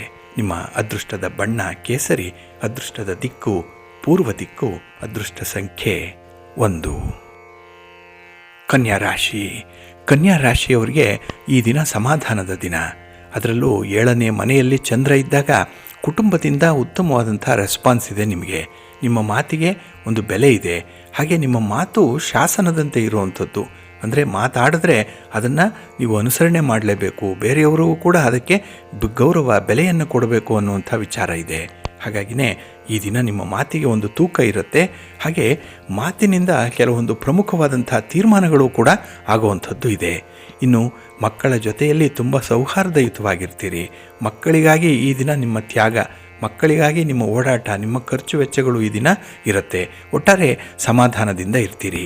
ಹಾಗೆ ಈ ದಿನ ನಿಮ್ಮ ಸಂಗಾತಿ, ನಿಮ್ಮ ಪ್ರೀತಿ ಪಾತ್ರರನ್ನು ಅವರು ಹೇಗಿದ್ದಾರೋ ಹಾಗೆ ಅವರನ್ನು ಅಕ್ಸೆಪ್ಟ್ ಮಾಡ್ಕೊಳ್ಳಿ. ಅವರಲ್ಲಿ ಯಾವುದೇ ಬದಲಾವಣೆಗಳನ್ನು ತರುವಂಥ ಪ್ರಯತ್ನ ಮಾಡಬೇಡಿ. ಯಾವುದೇ ದೋಷಗಳನ್ನು ಕೂಡ ಹುಡುಕಬೇಡಿ. ಏಕೆಂದರೆ ಅವರು ನಿಮಗೆ ಪ್ರೀತಿ ಪಾತ್ರರು, ನಿಮಗೆ ಬೇಕಾದಂಥವರು. ಹಾಗಾಗಿ ಅವರ ಒಂದು ಬೇಕು ಬೇಡಗಳ ಬಗ್ಗೆ ಈ ದಿನ ಹೆಚ್ಚು ಗಮನ ಕೊಡಬೇಕಾಗತ್ತೆ. ಅಂಥ ಒಂದು ವಿಶೇಷ ಸನ್ನಿವೇಶ ಈ ದಿನ ನಿಮಗೆ ಒದಗಿ ಬರುತ್ತೆ. ಅದನ್ನು ಸಮರ್ಥವಾಗಿ ಬಳಸ್ಕೊಳ್ಳಿ. ಹಾಗೆ ಈ ದಿನ ಹಠಾತ್ತಾಗಿ ಪ್ರಯಾಣ ಮಾಡುವಂಥ ಸೂಚನೆಗಳು ಕೂಡ ಇದೆ. ಇನ್ನು ಆಹ್ವಾನಗಳು ಬಂದಾಗ ಅದನ್ನು ಮನ್ನಿಸಬೇಕು. ಹಾಗಾಗಿ ಬೇರೆಯವರ ಭಾವನೆಗಳಿಗೆ, ಬೇರೆಯವರ ಸ್ಪಂದನೆಗೆ ಕೂಡ ನೀವು ಪ್ರತಿಸ್ಪಂದನೆ ಮಾಡುವಂಥ ಒಂದು ವಿಚಾರಗಳು ಇರುತ್ತೆ. ಹಾಗಾಗಿನೇ ಈ ದಿನ ಬಹಳ ವಿಶೇಷವಾಗಿ ಭಾವನಾತ್ಮಕವಾಗಿರೋದ್ರಿಂದ ನಿಮ್ಮ ಸ್ನೇಹಿತರನ್ನು ಬಂಧುಗಳನ್ನು ಬಹಳ ಚೆನ್ನಾಗಿ ನೋಡ್ಕೊಳ್ತೀರಿ. ವಿಶೇಷವಾದಂಥ ಅಭಿಮಾನ ನಿಮ್ಮಿಂದ ವ್ಯಕ್ತವಾಗುತ್ತೆ. ನಿಮ್ಮ ಮನೆ ದೇವರನ್ನು ಸ್ಮರಣೆ ಮಾಡಿಕೊಳ್ಳಿ. ಹಾಗೆ ವಿಷ್ಣು ಸ್ತೋತ್ರವನ್ನು ಹೇಳ್ಕೊಳ್ಳಿ, ವಿಷ್ಣು ಸಹಸ್ರನಾಮ ಹೇಳ್ಕೊಳ್ಳಿ. ಈ ದಿನ ಒಳ್ಳೆಯದಾಗತ್ತೆ. ನಿಮ್ಮ ಅದೃಷ್ಟದ ಬಣ್ಣ ಗುಲಾಬಿ, ಅದೃಷ್ಟದ ದಿಕ್ಕು ಈಶಾನ್ಯ ದಿಕ್ಕು, ಅದೃಷ್ಟ ಸಂಖ್ಯೆ 1. ತುಲಾರಾಶಿ. ತುಲಾರಾಶಿಯವರಿಗೆ ಈ ದಿನ ಎಲ್ಲ ಕ್ಷೇತ್ರಗಳಲ್ಲೂ ಕೂಡ ಅನುಕೂಲಕರವಾದಂಥ ವಾತಾವರಣ ಇದೆ. ಅಂಥ ಒಂದು ಸಾಮ್ರಾಜ್ಯವನ್ನು ಈ ದಿನ ನೀವು ನಿರ್ಮಾಣ ಮಾಡಿಕೊಂಡಿದ್ದೀರಿ. ಹಾಗಾಗಿ ನಿಮ್ಮದೇ ಸಾಮ್ರಾಜ್ಯದಲ್ಲಿ ನೀವೇ ಈ ದಿನ ಚಕ್ರವರ್ತಿಗಳಂತೆ. ಹಾಗಾಗಿ ಈ ದಿನ ಕೆಲಸ ಕಾರ್ಯಗಳಲ್ಲಿ ಹೆಚ್ಚಿನ ತೃಪ್ತಿಯನ್ನು ಪಡ್ಕೊಳ್ಳುವಂಥದ್ದು, ಅದನ್ನು ಬಹಳ ವಿಶೇಷವಾಗಿ ಅನುಭವಿಸುವಂಥ ಯೋಗ ಬಹಳ ಚೆನ್ನಾಗಿದೆ ನಿಮಗೆ. ಹಾಗೆ ಮನೆಗೆ ಬಂಧುಗಳ ಆಗಮನ ಆಗುವಂಥದ್ದು ನಿಮಗೆ ಸಂತೋಷವನ್ನು ತರುತ್ತೆ. ಹಾಗೆ ನಿಮ್ಮ ಸ್ನೇಹಿತರ ಜೊತೆಯಲ್ಲಿ ಈ ದಿನ ನಡೆಸುವಂಥ ಒಂದು ಚರ್ಚೆ ಅಥವಾ ಒಂದು ಮಾತುಕತೆ ಉತ್ತಮವಾದಂಥ ಅಂಶಗಳನ್ನು ಬೆಳಕಿಗೆ ತರಿಸುತ್ತೆ. ಹಾಗಾಗಿ ಸದ್ಯಕ್ಕೆ ಆಗಬೇಕಾಗಿರುವಂಥ ಕೆಲಸ ಕಾರ್ಯಗಳು ಅಲ್ಲಿಂದ ನಿಮಗೆ ಒಂದು ಮಾಹಿತಿಯ ರೂಪದಲ್ಲಿ ಸಿಕ್ಕತ್ತೆ. ಹಾಗಾಗಿನೇ ದೇಶ ಸುತ್ತು ಕೋಶ ಓದು ಅಂತ ಹೇಳಿ ಹಿರಿಯರು ಹೇಳುವಂಥದ್ದು. 4 ಜನರನ್ನು ಭೇಟಿ ಮಾಡಬೇಕು, 4 ಸ್ಥಳಗಳಿಗೆ ಹೋಗಿ ಬರಬೇಕು. ಆಗ ಅಲ್ಲಿಯ ವಿಚಾರಗಳು ಗೊತ್ತಾಗುತ್ತೆ, ಸಾಧಕ ಬಾಧಕಗಳನ್ನು ತೂಗಿ ನೋಡಲಿಕ್ಕೆ ಸಾಧ್ಯವಾಗುತ್ತೆ. ಹಾಗೆ ಈ ದಿನ ನಿಮ್ಮ ಊಟ ತಿಂಡಿಯ ಬಗ್ಗೆ ವಿಶೇಷ ಗಮನವನ್ನು ಕೊಡಬೇಕಾಗತ್ತೆ. ಆರೋಗ್ಯವನ್ನು ಕೂಡ ಈ ದಿನ ನೋಡ್ಕೊಳ್ಳಿ. ಹಾಗೆ ಈ ದಿನ ಈ ಮಕ್ಕಳ ಸಮಸ್ಯೆಯ ಪರಿಹಾರಕ್ಕಾಗಿ ಕೆಲವೊಂದು ದಿಟ್ಟವಾದಂಥ ನಿರ್ಧಾರಗಳನ್ನು ಕೈಗೊಳ್ಳುವಂಥದ್ದು ಇದೆ. ಇದು ಎಲ್ಲರಿಗೂ ಅಲ್ಲ, ಕೆಲವರಿಗೆ ಅನ್ವಯಿಸುವಂಥದ್ದು. ಹಾಗಾಗಿ ಈ ದಿನದ ತೀರ್ಮಾನ ಬಹಳ ಪ್ರಬುದ್ಧ ಮಟ್ಟದಲ್ಲಿರುತ್ತೆ. ಇನ್ನು ನಿಮ್ಮ ಕಾರ್ಯಕ್ಷಮತೆಯ ಮೇಲೆ ವ್ಯತಿರಿಕ್ತವಾದಂಥ ಪರಿಣಾಮ ಉಂಟಾಗುವಂಥದ್ದು, ಅದರಲ್ಲೂ ನಿಮ್ಮ ಹಿತಶತ್ರುಗಳ ಒತ್ತಡದಿಂದ ಪ್ರಭಾವದಿಂದ ಆಗುವಂಥದ್ದು. ಹಾಗಾಗಿ ಈ ದಿನ ನಿಮ್ಮ ಕೆಲಸ ಕಾರ್ಯಗಳಲ್ಲಿ ಮೂರನೆಯವರ ಹಸ್ತಕ್ಷೇಪ ಆಗಬಾರ್ದು, ಆ ರೀತಿ ನೋಡ್ಕೊಳ್ಳಿ. ಹಾಗೆ ಈ ದಿನ ನಿಮ್ಮ ಮನೆ ದೇವರನ್ನು ಸ್ಮರಣೆ ಮಾಡಿಕೊಳ್ಳಿ, ಶ್ರೀ ಲಕ್ಷ್ಮೀ ನರಸಿಂಹ ಸ್ತೋತ್ರವನ್ನು ಹೇಳ್ಕೊಳ್ಳಿ, ಒಳ್ಳೆಯದಾಗತ್ತೆ. ನಿಮ್ಮ ಅದೃಷ್ಟದ ಬಣ್ಣ ಬಿಳುಪು, ಅದೃಷ್ಟದ ದಿಕ್ಕು ಈಶಾನ್ಯ ದಿಕ್ಕು, ಅದೃಷ್ಟ ಸಂಖ್ಯೆ 1. ವೃಶ್ಚಿಕ ರಾಶಿ. ವೃಶ್ಚಿಕ ರಾಶಿಯವರಿಗೆ ಈ ದಿನ ಮಿಶ್ರ ಫಲಗಳಿರುವಂಥ ದಿನ. ಅದರಲ್ಲೂ ಕೆಲವರನ್ನು ನಂಬಿ ಮೋಸ ಹೋಗುವಂಥದ್ದು ಇದೆ. ಏಕೆಂದರೆ ನಿಮಗೆ ಅಷ್ಟು ಬುದ್ಧಿವಂತಿಕೆ ಇದೆ, ಸಾಮರ್ಥ್ಯ ಇದೆ, ಆದರೆ ಎಲ್ಲೋ ಒಂದು ಕಡೆ ಬೇಜವಾಬ್ದಾರಿತನ, ಎಲ್ಲೋ ಒಂದು ಕಡೆ ಆಲಸ್ಯ ಮನೋಭಾವ, ಬೇರೆಯವರ ಮೇಲೆ ಈ ದಿನ ಹೆಚ್ಚು ಅವಲಂಬಿತರಾಗ್ತೀರಿ. ಇದು ನಿಮ್ಮ ಹಿನ್ನಡೆಗೆ ಕಾರಣವಾಗುತ್ತೆ. ಹಾಗಾಗಿ ನಿಮ್ಮ ಕೈಲಾದ ಕೆಲಸ ಕಾರ್ಯಗಳನ್ನು ಮಾಡಿ, ನಿಮ್ಮ ಶಕ್ತಿ ಸಾಮರ್ಥ್ಯಕ್ಕೆ ಅನುಗುಣವಾದಂಥ ಕೆಲಸಗಳನ್ನು ಆಯ್ಕೆ ಮಾಡಿಕೊಂಡು ಮುಂದುವರಿಸಿ. ಬೇರೆಯವರನ್ನು ಆಶ್ರಯಿಸಬೇಡಿ, ಬೇರೆಯವರ ಮೇಲೆ ಡಿಪೆಂಡ್ ಆಗಬೇಡಿ ಈ ದಿನ. ಹಾಗೆ ಈ ದಿನ ಹೊಸದಾಗಿ ಒಂದು ಸನ್ನಿವೇಶ ಸೃಷ್ಟಿಯಾಗುತ್ತೆ, ಇಲ್ಲ ಒಬ್ಬ ವ್ಯಕ್ತಿಯ ಪರಿಚಯ ಆಗುತ್ತೆ, ಹೊಸ ಉದ್ಯೋಗದ ಅವಕಾಶ ಸಿಗ್ಬೋದು, ವ್ಯಾಪಾರದಲ್ಲಿ ಹೊಸ ಬೆಳವಣಿಗೆಗಳಾಗ್ಬೋದು. ಒಟ್ಟಾರೆ ಈ ದಿನ ಏನೋ ಒಂದು ಹೊಸತು ನಿಮ್ಮ ಜೊತೆಯಲ್ಲಿರುತ್ತೆ. ಹಾಗೆ ಈ ದಿನ ವ್ಯಾಪಾರ ವ್ಯವಹಾರಗಳು ವಿಸ್ತರಣೆ ಆಗಬೇಕು ಅನ್ನೋವಂಥವ್ರು, ಆ ನಿಟ್ಟಿನಲ್ಲಿ ಯಾವುದೇ ಪ್ರಯತ್ನಗಳನ್ನು ಮಾಡ್ತಾ ಇದ್ದಂಥವರು ನಿಮ್ಮ ಪ್ರಯತ್ನವನ್ನು ಸ್ವಲ್ಪ ಮುಂದಕ್ಕೆ ಹಾಕಿ. ಈ ದಿನ ಮಾಡುವಂಥ ಪ್ರಯತ್ನ ನಿಮಗೆ ಅಷ್ಟು ಒಳ್ಳೆಯ ಫಲವನ್ನು ತರಲ್ಲ. ಹಾಗೆ ಈ ದಿನ ಮನೆಯಲ್ಲಿ ಕೆಲವು ವಿಚಾರಗಳಿಗೆ, ಅದರಲ್ಲೂ ಈ ಶುಭ ಕಾರ್ಯಗಳ ಬಗ್ಗೆ ಸ್ವಲ್ಪ ಮಾತುಕತೆ ನಡೆಯುತ್ತೆ. ಈ ಮಾತುಕತೆ ಕಿರಿಕಿರಿಯ ಹಂತವನ್ನು ತಲುಪುವಂಥದ್ದು ಇದೆ. ಏಕೆಂದರೆ ವಿವೇಚನೆ ಇಲ್ಲದೆ ಮಾತಾಡುವಂಥ ಕುಟುಂಬಸ್ಥರ ಮಧ್ಯದಲ್ಲಿ ಈ ದಿನ ನೀವು ಬುದ್ಧಿವಂತರಾಗಿ ಮಿಂಚಬೇಕಾಗತ್ತೆ, ನ್ಯಾಯಾಧೀಶರ ಸ್ಥಾನದಲ್ಲಿ ಇರಬೇಕಾಗತ್ತೆ. ಹಾಗಾಗಿನೇ ನಿಮ್ಮ ಸ್ಥಾನಮಾನವನ್ನು ಉಳಿಸ್ಕೊಳ್ಳುವಂಥ ಒಂದು ಪ್ರಯತ್ನ ಮಾಡಿ. ಸ್ವಲ್ಪ ಕಷ್ಟಪಡಬೇಕಾಗತ್ತೆ, ಸ್ವಲ್ಪ ಹೊಂದಾಣಿಕೆ ಮಾಡಿಕೊಳ್ಬೇಕಾಗತ್ತೆ. ನಿಮ್ಮ ಇಷ್ಟ ದೇವರನ್ನು ಆರಾಧನೆ ಮಾಡಿಕೊಳ್ಳಿ. ಹಾಗೆ ಭಕ್ತಿಯಿಂದ ಈ ದಿನ ನವಗ್ರಹ ಅಷ್ಟೋತ್ತರವನ್ನು ಹೇಳ್ಕೊಳ್ಳಿ, ನವಗ್ರಹ ಸ್ತೋತ್ರವನ್ನು ಹೇಳ್ಕೊಳ್ತಾ ಇರಿ, ಒಳ್ಳೆಯದಾಗತ್ತೆ. ನಿಮ್ಮ ಅದೃಷ್ಟದ ಬಣ್ಣ ಗುಲಾಬಿ, ಅದೃಷ್ಟದ ದಿಕ್ಕು ಈಶಾನ್ಯ ದಿಕ್ಕು, ಅದೃಷ್ಟ ಸಂಖ್ಯೆ 4. ಧನುರಾಶಿ. ಧನುರಾಶಿಯವರಿಗೆ ಈ ದಿನದಲ್ಲಿರುವಂಥ ಹಣಕಾಸಿನ ತೊಂದರೆಗಳೇನಿದೆ ಇದು ನಿಮ್ಮನ್ನು ಬಾಧಿಸುತ್ತೆ. ಹಾಗಾಗಿ ಯಾವುದೇ ಒಂದು ವಿಚಾರದಲ್ಲಿ ಅಂತಿಮ ತೀರ್ಮಾನ ಕೈಗೊಳ್ಳಲಿಕ್ಕೂ ಕೂಡ ಸಾಧ್ಯವಾಗಲ್ಲ. ಇನ್ನು ತೀರ್ಮಾನದಲ್ಲಿ ದ್ವಂದ್ವತೆ ಇರುತ್ತೆ. ಹಾಗೆ ಆ ತೀರ್ಮಾನ ತೆಗೆದುಕೊಳ್ಳೋಷ್ಟು ಧೈರ್ಯ ಕೂಡ ಇರಲ್ಲ. ಹಾಗಾಗಿನೇ ಈ ದಿನ ಈ ಹಣದ ವಿಚಾರದಲ್ಲಿ ಸ್ವಲ್ಪ ತಟಸ್ಥರಾಗಿದ್ಬಿಡಿ. ಯಾವುದೇ ರೀತಿಯ ಮಾತುಕತೆಗೆ, ಯಾವುದೇ ರೀತಿಯ ಕಮಿಟ್ಮೆಂಟ್ಗೆ ಹೋಗಬೇಡಿ. ಹಾಗೆ ಈ ದಿನ ಮನೆಯ ಹೊರಗೆ ಅನುಕೂಲಕರವಾದಂಥ ಒಂದು ವಾತಾವರಣ ಇದೆ. ಹಾಗಾಗಿನೇ ಈ ಮನೆಯ ಸೆಳೆತ ಅನ್ನುವಂಥದ್ದು ಈ ದಿನ ನಿಮಗೆ ಸ್ವಲ್ಪ ಒತ್ತಡವನ್ನು ತರುತ್ತೆ. ಇನ್ನು ಮನೆಗಾಗಿ ಸ್ವಲ್ಪ ಹಣವನ್ನು ಖರ್ಚು ವೆಚ್ಚಕ್ಕೂ ಕೂಡ ಈ ದಿನ ಮೀಸಲಾಗಿಡಬೇಕಾಗತ್ತೆ. ನೀವು ಉಳಿತಾಯ ಮಾಡಿರುವಂಥ ಹಣವನ್ನು ತೆಗಿಬೇಕು. ಹಾಗೆ ಕುಟುಂಬಸ್ಥರ ಅದರಲ್ಲೂ ಹಿರಿಯರ ಒಂದು ಅನಾರೋಗ್ಯ ಪರಿಸ್ಥಿತಿಗಾಗಿ ಈ ದಿನ ಸ್ವಲ್ಪ ಕಳವಳವನ್ನು ವ್ಯಕ್ತಪಡಿಸುವಂಥದ್ದು ಕೂಡ ಇದೆ. ಹಾಗೆ ಈ ದಿನ ಪ್ರಮುಖವಾದಂತಹ ವಿಚಾರಗಳಲ್ಲಿ ನಿರ್ಧಾರಗಳನ್ನು ತೆಗೆದುಕೊಳ್ಳಲಿಕ್ಕೆ ಹೋಗಿ ಸ್ವಲ್ಪ ಎಡವಟ್ಟು ಮಾಡ್ಕೊಳ್ತೀರಿ. ಹಾಗಾಗಿ ಸ್ವಲ್ಪ ಶಾಂತಿ ಸಮಾಧಾನ ಇರುವಂಥ ಸಂದರ್ಭದಲ್ಲಿ ನಿರ್ಧಾರಗಳು ಬರಲಿ. ಹಾಗೆ ಈ ದಿನ ಸಾಲ ಬಾಧೆ ಕೆಲವರನ್ನು ಕಾಡುವಂಥದ್ದು ಕೂಡ ಇರುತ್ತೆ. ಹಾಗೆ ಕೆಲವೊಂದು ಗೃಹೋಪಯೋಗಿ ವಸ್ತುಗಳ ಬಳಕೆಯ ಬಗ್ಗೆ ಕೂಡ ನಿಮಗೆ ಈ ದಿನ ಪಶ್ಚಾತ್ತಾಪ ಉಂಟಾಗುವಂಥದ್ದು ಇರುತ್ತೆ. ಹಾಗಾಗಿ ಹಿಂದೆ ಆಗಿರುವಂಥ ಕೆಲಸ ಕಾರ್ಯಗಳನ್ನು ಈ ದಿನ ನೀವು ಸಮರ್ಥವಾಗಿ ನಿಮ್ಮ ಜೀವನ ಶೈಲಿಗೆ ಬಳಸ್ಕೊಳ್ಳುವಂಥ ನಿಟ್ಟಿನಲ್ಲಿ ಅಸಮರ್ಥರಾಗ್ತೀರಿ. ಅಷ್ಟೊಂದು ಪರಿಣಾಮಕಾರಿಯಾಗಿ ಅವುಗಳನ್ನು ಬಳಸ್ಕೊಳ್ಳಲ್ಲ. ಏಕೆಂದರೆ ಈ ದಿನ ವಿವೇಚನೆ ಸ್ವಲ್ಪ ಕಡಿಮೆ ಇರುತ್ತೆ. ಇನ್ನು ಅಪ್ಲಿಕೇಶನ್ ಆಫ್ ಮೈಂಡ್ ಅನ್ನುವಂಥದ್ದು ಕೂಡ ದೂರ ಇರುತ್ತೆ. ಹಾಗಾಗಿನೇ ಈ ದಿನ ನೀವು ಮನಕಾರಕನಾದಂಥ ಚಂದ್ರನನ್ನು ಆರಾಧನೆ ಮಾಡಿ. ಆದಷ್ಟು ಈ ದಿನ ಹೆಚ್ಚು ನೀರನ್ನು ಕುಡಿಯುವಂಥದ್ದು, ಹಾಗೆ ನವಗ್ರಹ ಸ್ತೋತ್ರವನ್ನು ಹೇಳ್ಕೊಳ್ಳುವಂಥದ್ದು, ಇದೆಲ್ಲ ಮಾಡ್ತಾಯಿರಿ, ಒಳ್ಳೆಯದಾಗತ್ತೆ. ನಿಮ್ಮ ಅದೃಷ್ಟದ ಬಣ್ಣ ಬಿಳುಪು, ಅದೃಷ್ಟದ ದಿಕ್ಕು ಈಶಾನ್ಯ ದಿಕ್ಕು, ಅದೃಷ್ಟ ಸಂಖ್ಯೆ 5. ಮಕರ ರಾಶಿ. ಮಕರ ರಾಶಿಯವರಿಗೆ ಈ ದಿನ ಚಂದ್ರ ಕೀರ್ತಿ ಸ್ಥಾನದಲ್ಲಿದ್ದಾನೆ. ಹಾಗಾಗಿನೇ ಒಳ್ಳೆಯ ಹೆಸರನ್ನು ಸಂಪಾದನೆ ಮಾಡ್ಕೊಳ್ತೀರಿ. ನೀವು ಮಾಡಿರುವಂಥ ಕೆಲಸ ಕಾರ್ಯಗಳು ನಿಮಗೆ ಒಂದು ಕಡೆ ತೃಪ್ತಿಯನ್ನು ತಂದರೆ, ಇನ್ನೊಂದು ಕಡೆ ಅದರ ಫಲಾನುಭವಿಗಳು ನಿಮ್ಮನ್ನು ಹೊಗಳುವಂಥ ಸಾಧ್ಯತೆಗಳು ಈ ದಿನ ಇರುತ್ತೆ. ಹಾಗೆ ಈ ದಿನ ಈ ಸ್ಥಿರಾಸ್ತಿಯ ವಿಚಾರವಾಗಲಿ, ಒಡವೆ ವಸ್ತ್ರಗಳ ವಿಚಾರವಾಗಲಿ ಒಳ್ಳೆಯ ಯೋಗ ಇದೆ, ಖರೀದಿ ಇದೆ. ಹಾಗೆ ಈಗಾಗಲೇ ಅಂಥದ್ದೇನಾದರೂ ನಿಮ್ಮ ಹತ್ರ ಇದ್ದರೆ ಅದರಿಂದ ಒಳ್ಳೆಯ ಉಪಯೋಗವನ್ನು ಪಡ್ಕೊಳ್ಳುವಂಥ ಸಾಧ್ಯತೆಗಳು ಕೂಡ ಇದೆ. ಹಾಗೆ ಈ ದಿನ ಮಕ್ಕಳಿಗೆ ವಿದ್ಯಾಭ್ಯಾಸದಲ್ಲಿ ಉತ್ತಮವಾದಂಥ ಅವಕಾಶಗಳು ಸಿಕ್ಕತ್ತೆ.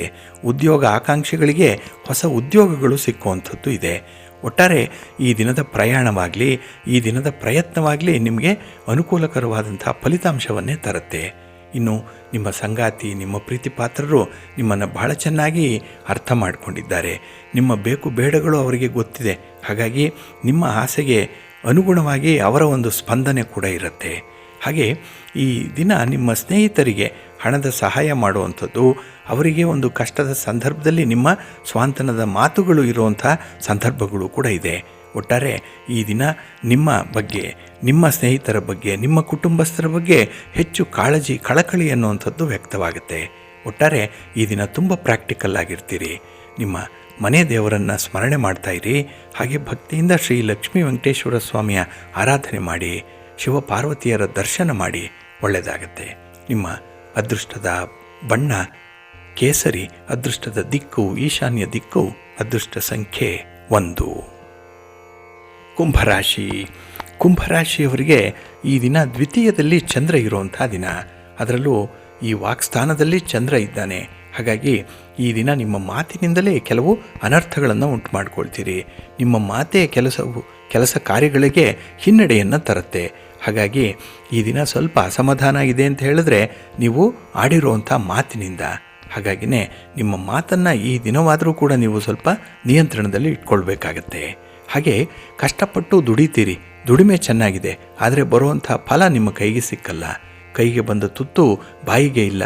ಹಾಗಾಗಿ ಅಂಥ ಒಂದು ಶ್ರಮದ ಫಲ ಮೂರನೆಯವರ ಪಾಲಾಗುವಂಥದ್ದು ಈ ದಿನ ಕಾಣಿಸ್ತಾ ಇದೆ. ಇನ್ನು ಈ ದಿನದಲ್ಲಿ ಯಾವುದೇ ಹೊಸ ವಸ್ತುಗಳು, ಹೊಸ ವಾಹನ ಖರೀದಿ ಇತ್ಯಾದಿ ಪ್ರಕ್ರಿಯೆಗಳಿದ್ದರೆ, ಇತ್ಯಾದಿ ಆಲೋಚನೆಗಳಿದ್ದರೆ ಅದನ್ನು ಈ ದಿನ ಮಾಡಬೇಡಿ. ಏಕೆಂದರೆ ಅದರಿಂದ ಭಾರಿ ನಷ್ಟ ಉಂಟಾಗುವಂಥ ಸಾಧ್ಯತೆಗಳು ಇರುತ್ತೆ. ಇನ್ನು ಈ ದಿನ ನಿಮಗೆ ಕಣ್ಣಿನ ಸಮಸ್ಯೆ ಬಾಧಿಸುವಂಥದ್ದು, ಈ ಶರೀರಕ್ಕೆ ಸಂಬಂಧಪಟ್ಟಂಥ ಯಾವುದೋ ಒಂದು ಬಾಧೆ, ಅನಾರೋಗ್ಯ ನಿಮ್ಮನ್ನು ಕಾಡತ್ತೆ ಈ ದಿನದಲ್ಲಿ. ಹಾಗಾಗಿ ಸಂಪೂರ್ಣವಾಗಿ 100% ಫಿಟ್ ಅಂತ ಹೇಳಲಿಕ್ಕಾಗಲ್ಲ. ಎಲ್ಲೋ ಒಂದು ಕಡೆ ನಿಮ್ಮ ಅಸಮರ್ಥತೆಯೂ ಕೂಡ ಎದ್ದು ಕಾಣಿಸ್ತಾ ಇರುತ್ತೆ. ಹಾಗೆ ಈ ದಿನ ನೀವು ಏನನ್ನೋ ಹೇಳಲಿಕ್ಕೆ ಹೋಗಿ, ಯಾವುದೋ ಒಂದು ಕೆಲಸವನ್ನು ನಿಮ್ಮ ಪರವಾಗಿ ಡಿಫೆಂಡ್ ಮಾಡ್ಕೊಳ್ಳಿಕ್ಕೆ ಹೋಗಿ ಸ್ವಲ್ಪ ಮರ್ಯಾದೆಯನ್ನು ಕಳ್ಕೊಳ್ಳುವಂಥದ್ದು ಕೂಡ ಇದೆ. ಅಗೌರವ ಪ್ರಾಪ್ತಿಯಾಗತ್ತೆ. ಹಾಗಾಗಿನೇ ಈ ದಿನದಲ್ಲಿ ಯಾವುದೇ ರಹಸ್ಯವಾದ ಕೆಲಸಗಳನ್ನು ಮಾಡಬೇಡಿ. ಇನ್ನು ಯಾವುದೇ ಒಂದು ಮುಚ್ಚಿಡುವಂಥ ಪ್ರಸಂಗವನ್ನು ಕೂಡ ಪ್ರಯತ್ನಪೂರ್ವಕವಾಗಿ ಮಾಡಬೇಡಿ, ಒಳ್ಳೆಯದಾಗಲ್ಲ. ನಿಮ್ಮ ಮನೆ ದೇವರನ್ನು ಸ್ಮರಣೆ ಮಾಡಿಕೊಳ್ಳಿ, ಆಂಜನೇಯ ಸ್ತೋತ್ರವನ್ನು ಹೇಳ್ಕೊಳ್ಳಿ, ಹನುಮಾನ್ ಚಾಲೀಸನ್ನು ಹೇಳ್ಕೊಳ್ಳಿ, ಒಳ್ಳೆಯದಾಗತ್ತೆ. ನಿಮ್ಮ ಅದೃಷ್ಟದ ಬಣ್ಣ ಕೇಸರಿ, ಅದೃಷ್ಟದ ದಿಕ್ಕು ಪೂರ್ವ ದಿಕ್ಕು, ಅದೃಷ್ಟ ಸಂಖ್ಯೆ 2. ಮೀನರಾಶಿ. ಮೀನರಾಶಿಯವರಿಗೆ ಈ ದಿನ ತುಂಬ ಅನುಕೂಲಕರವಾಗಿರುವಂಥ ದಿನ. ಸಂತೋಷದ ದಿನ. ಕೆಲಸ ಕಾರ್ಯಗಳು ಬಹಳ ಬೇಗ ಆಗುವಂಥದ್ದು, ಹಾಗಾಗಿ ಎಲ್ಲೂ ಕೂಡ ಅಡೆತಡೆಗಳು ಇರಲ್ಲ. ಹಾಗೆ ನಿಮಗೆ ಬೇಕಾದಂತಹ ಕೆಲವು ಸೌಲಭ್ಯಗಳನ್ನು ನಿಮ್ಮ ಮಿತ್ರರೋ ಬಂಧುಗಳೋ ಕೊಡುವಂಥ ಸಾಧ್ಯತೆಗಳು ಕೂಡ ಇದೆ. ಇನ್ನು ಪಾಲುದಾರಿಕೆ ವ್ಯವಹಾರದಲ್ಲಿ ನಿಮ್ಮ ಆಲೋಚನೆ ಸರಿಯಾಗಿದೆ. ನೀವು ತೆಗೆದುಕೊಳ್ಳುವಂಥ ನಿರ್ಧಾರ ಕೂಡ ಸಮರ್ಪಕವಾಗಿರುತ್ತೆ ಈ ದಿನ. ಹಾಗೆ ಈ ದಿನದಲ್ಲಿ ದೀರ್ಘ ಪ್ರಯಾಣದಿಂದ ಕೆಲವೊಂದು ಲಾಭಗಳನ್ನು ಮಾಡಿಕೊಂಡಿದ್ದೀರಿ, ಕೆಲವರ ಪರಿಚಯ ಆಗಿದೆ, ಅಂಥ ಪರಿಚಯದ ನವೀಕರಣ ಆಗುವಂಥದ್ದು ಈ ದಿನದಲ್ಲಿರುತ್ತೆ. ಹಾಗೆ ಹಣಕಾಸಿನ ವಿಚಾರದಲ್ಲಿ ಪ್ರಮುಖ ನಿರ್ಧಾರವನ್ನು ತೆಗೆದುಕೊಳ್ಳುವಂಥದ್ದು ನಿಮ್ಮ ಹಣಕಾಸಿನ ಸ್ಥಿತಿಗತಿಗಳನ್ನು ಬಲಪಡಿಸುತ್ತೆ. ಹಾಗೆ ಈ ದಿನ ನಿಮ್ಮಲ್ಲಿರುವಂಥ ಒಂದು ಸೆಕ್ಯೂರಿಟಿ ಏನಿದೆ ಅಥವಾ ಒಂದು ಸ್ಥಿರತೆ ಏನಿದೆ, ಭದ್ರತೆ ಏನಿದೆ, ಇದು ಹೆಚ್ಚಿನ ಆತ್ಮವಿಶ್ವಾಸವನ್ನು ನಿಮ್ಮಲ್ಲಿ ಮೂಡಿಸುತ್ತೆ. ಹಾಗೆ ಕೆಲವು ಬಾಲ್ಯದ ಸ್ನೇಹಿತರ ಜೊತೆಯಲ್ಲಿ ನಿಮ್ಮ ಒಡನಾಟ, ನಿಮ್ಮ ಒಂದು ಸುತ್ತಾಟ, ಪ್ರಯಾಣ ಇರುವಂಥ ಸಂದರ್ಭ ಇದೆ. ಒಟ್ಟಾರೆ ಒಳ್ಳೆಯ ಫಲ, ಒಳ್ಳೆಯ ಫಲಿತಾಂಶಗಳು ಈ ದಿನ ನಿಮಗೆ ಸಿಕ್ಕತ್ತೆ. ಹಾಗೆ ಸಣ್ಣ ಪುಟ್ಟ ಆರೋಗ್ಯ ಸಮಸ್ಯೆಗಳು ನಿಮ್ಮನ್ನು ಬಾಧಿಸ್ತಾ ಇದ್ದರೆ ಅದನ್ನು ಈ ದಿನ ನೆಗ್ಲೆಕ್ಟ್ ಮಾಡಬೇಡಿ, ಅದಕ್ಕೆ ಔಷಧೋಪಚಾರ ಮಾಡಿಕೊಳ್ಳುವಂಥ ಒಂದು ಪ್ರಯತ್ನವನ್ನು ಮಾಡಿ. ಇನ್ನು ಕುಟುಂಬದಲ್ಲಿರುವಂಥ ಹಿರಿಯರ ಬಗ್ಗೆ ಸ್ವಲ್ಪ ಗಮನ ಇರಲಿ. ಅವರಿಗಾಗಿ ಒಂದು ಕ್ವಾಲಿಟಿ ಟೈಮನ್ನು ಕೊಡಿ. ಅರ್ಧ ಗಂಟೆ ಅವರ ಜೊತೆ ಇರಿ, ಮಾತಾಡಿ, ಸಮಸ್ಯೆಗಳನ್ನು ಕೇಳಿಸ್ಕೊಳ್ಳಿ, ಅವರಿಗೆ ಎಷ್ಟೋ ಸಮಾಧಾನ. ನಿಮ್ಮ ಮನೆ ದೇವರನ್ನು ಈ ದಿನದಲ್ಲಿ ಸ್ಮರಣೆ ಮಾಡ್ತಾ ಇರಿ. ಹಾಗೆ ಈ ದಿನ ನೀವು ಶಿವಸ್ತೋತ್ರವನ್ನು ಹೇಳ್ಕೊಳ್ಳಿ, ಶಿವನಾಮ ಸ್ಮರಣೆ ಮಾಡ್ಕೊಳ್ಳಿ, ಒಳ್ಳೆಯದಾಗತ್ತೆ. ನಿಮ್ಮ ಅದೃಷ್ಟದ ಬಣ್ಣ ನೇರಳೆ, ಅದೃಷ್ಟದ ದಿಕ್ಕು ಈಶಾನ್ಯ ದಿಕ್ಕು, ಅದೃಷ್ಟ ಸಂಖ್ಯೆ 1.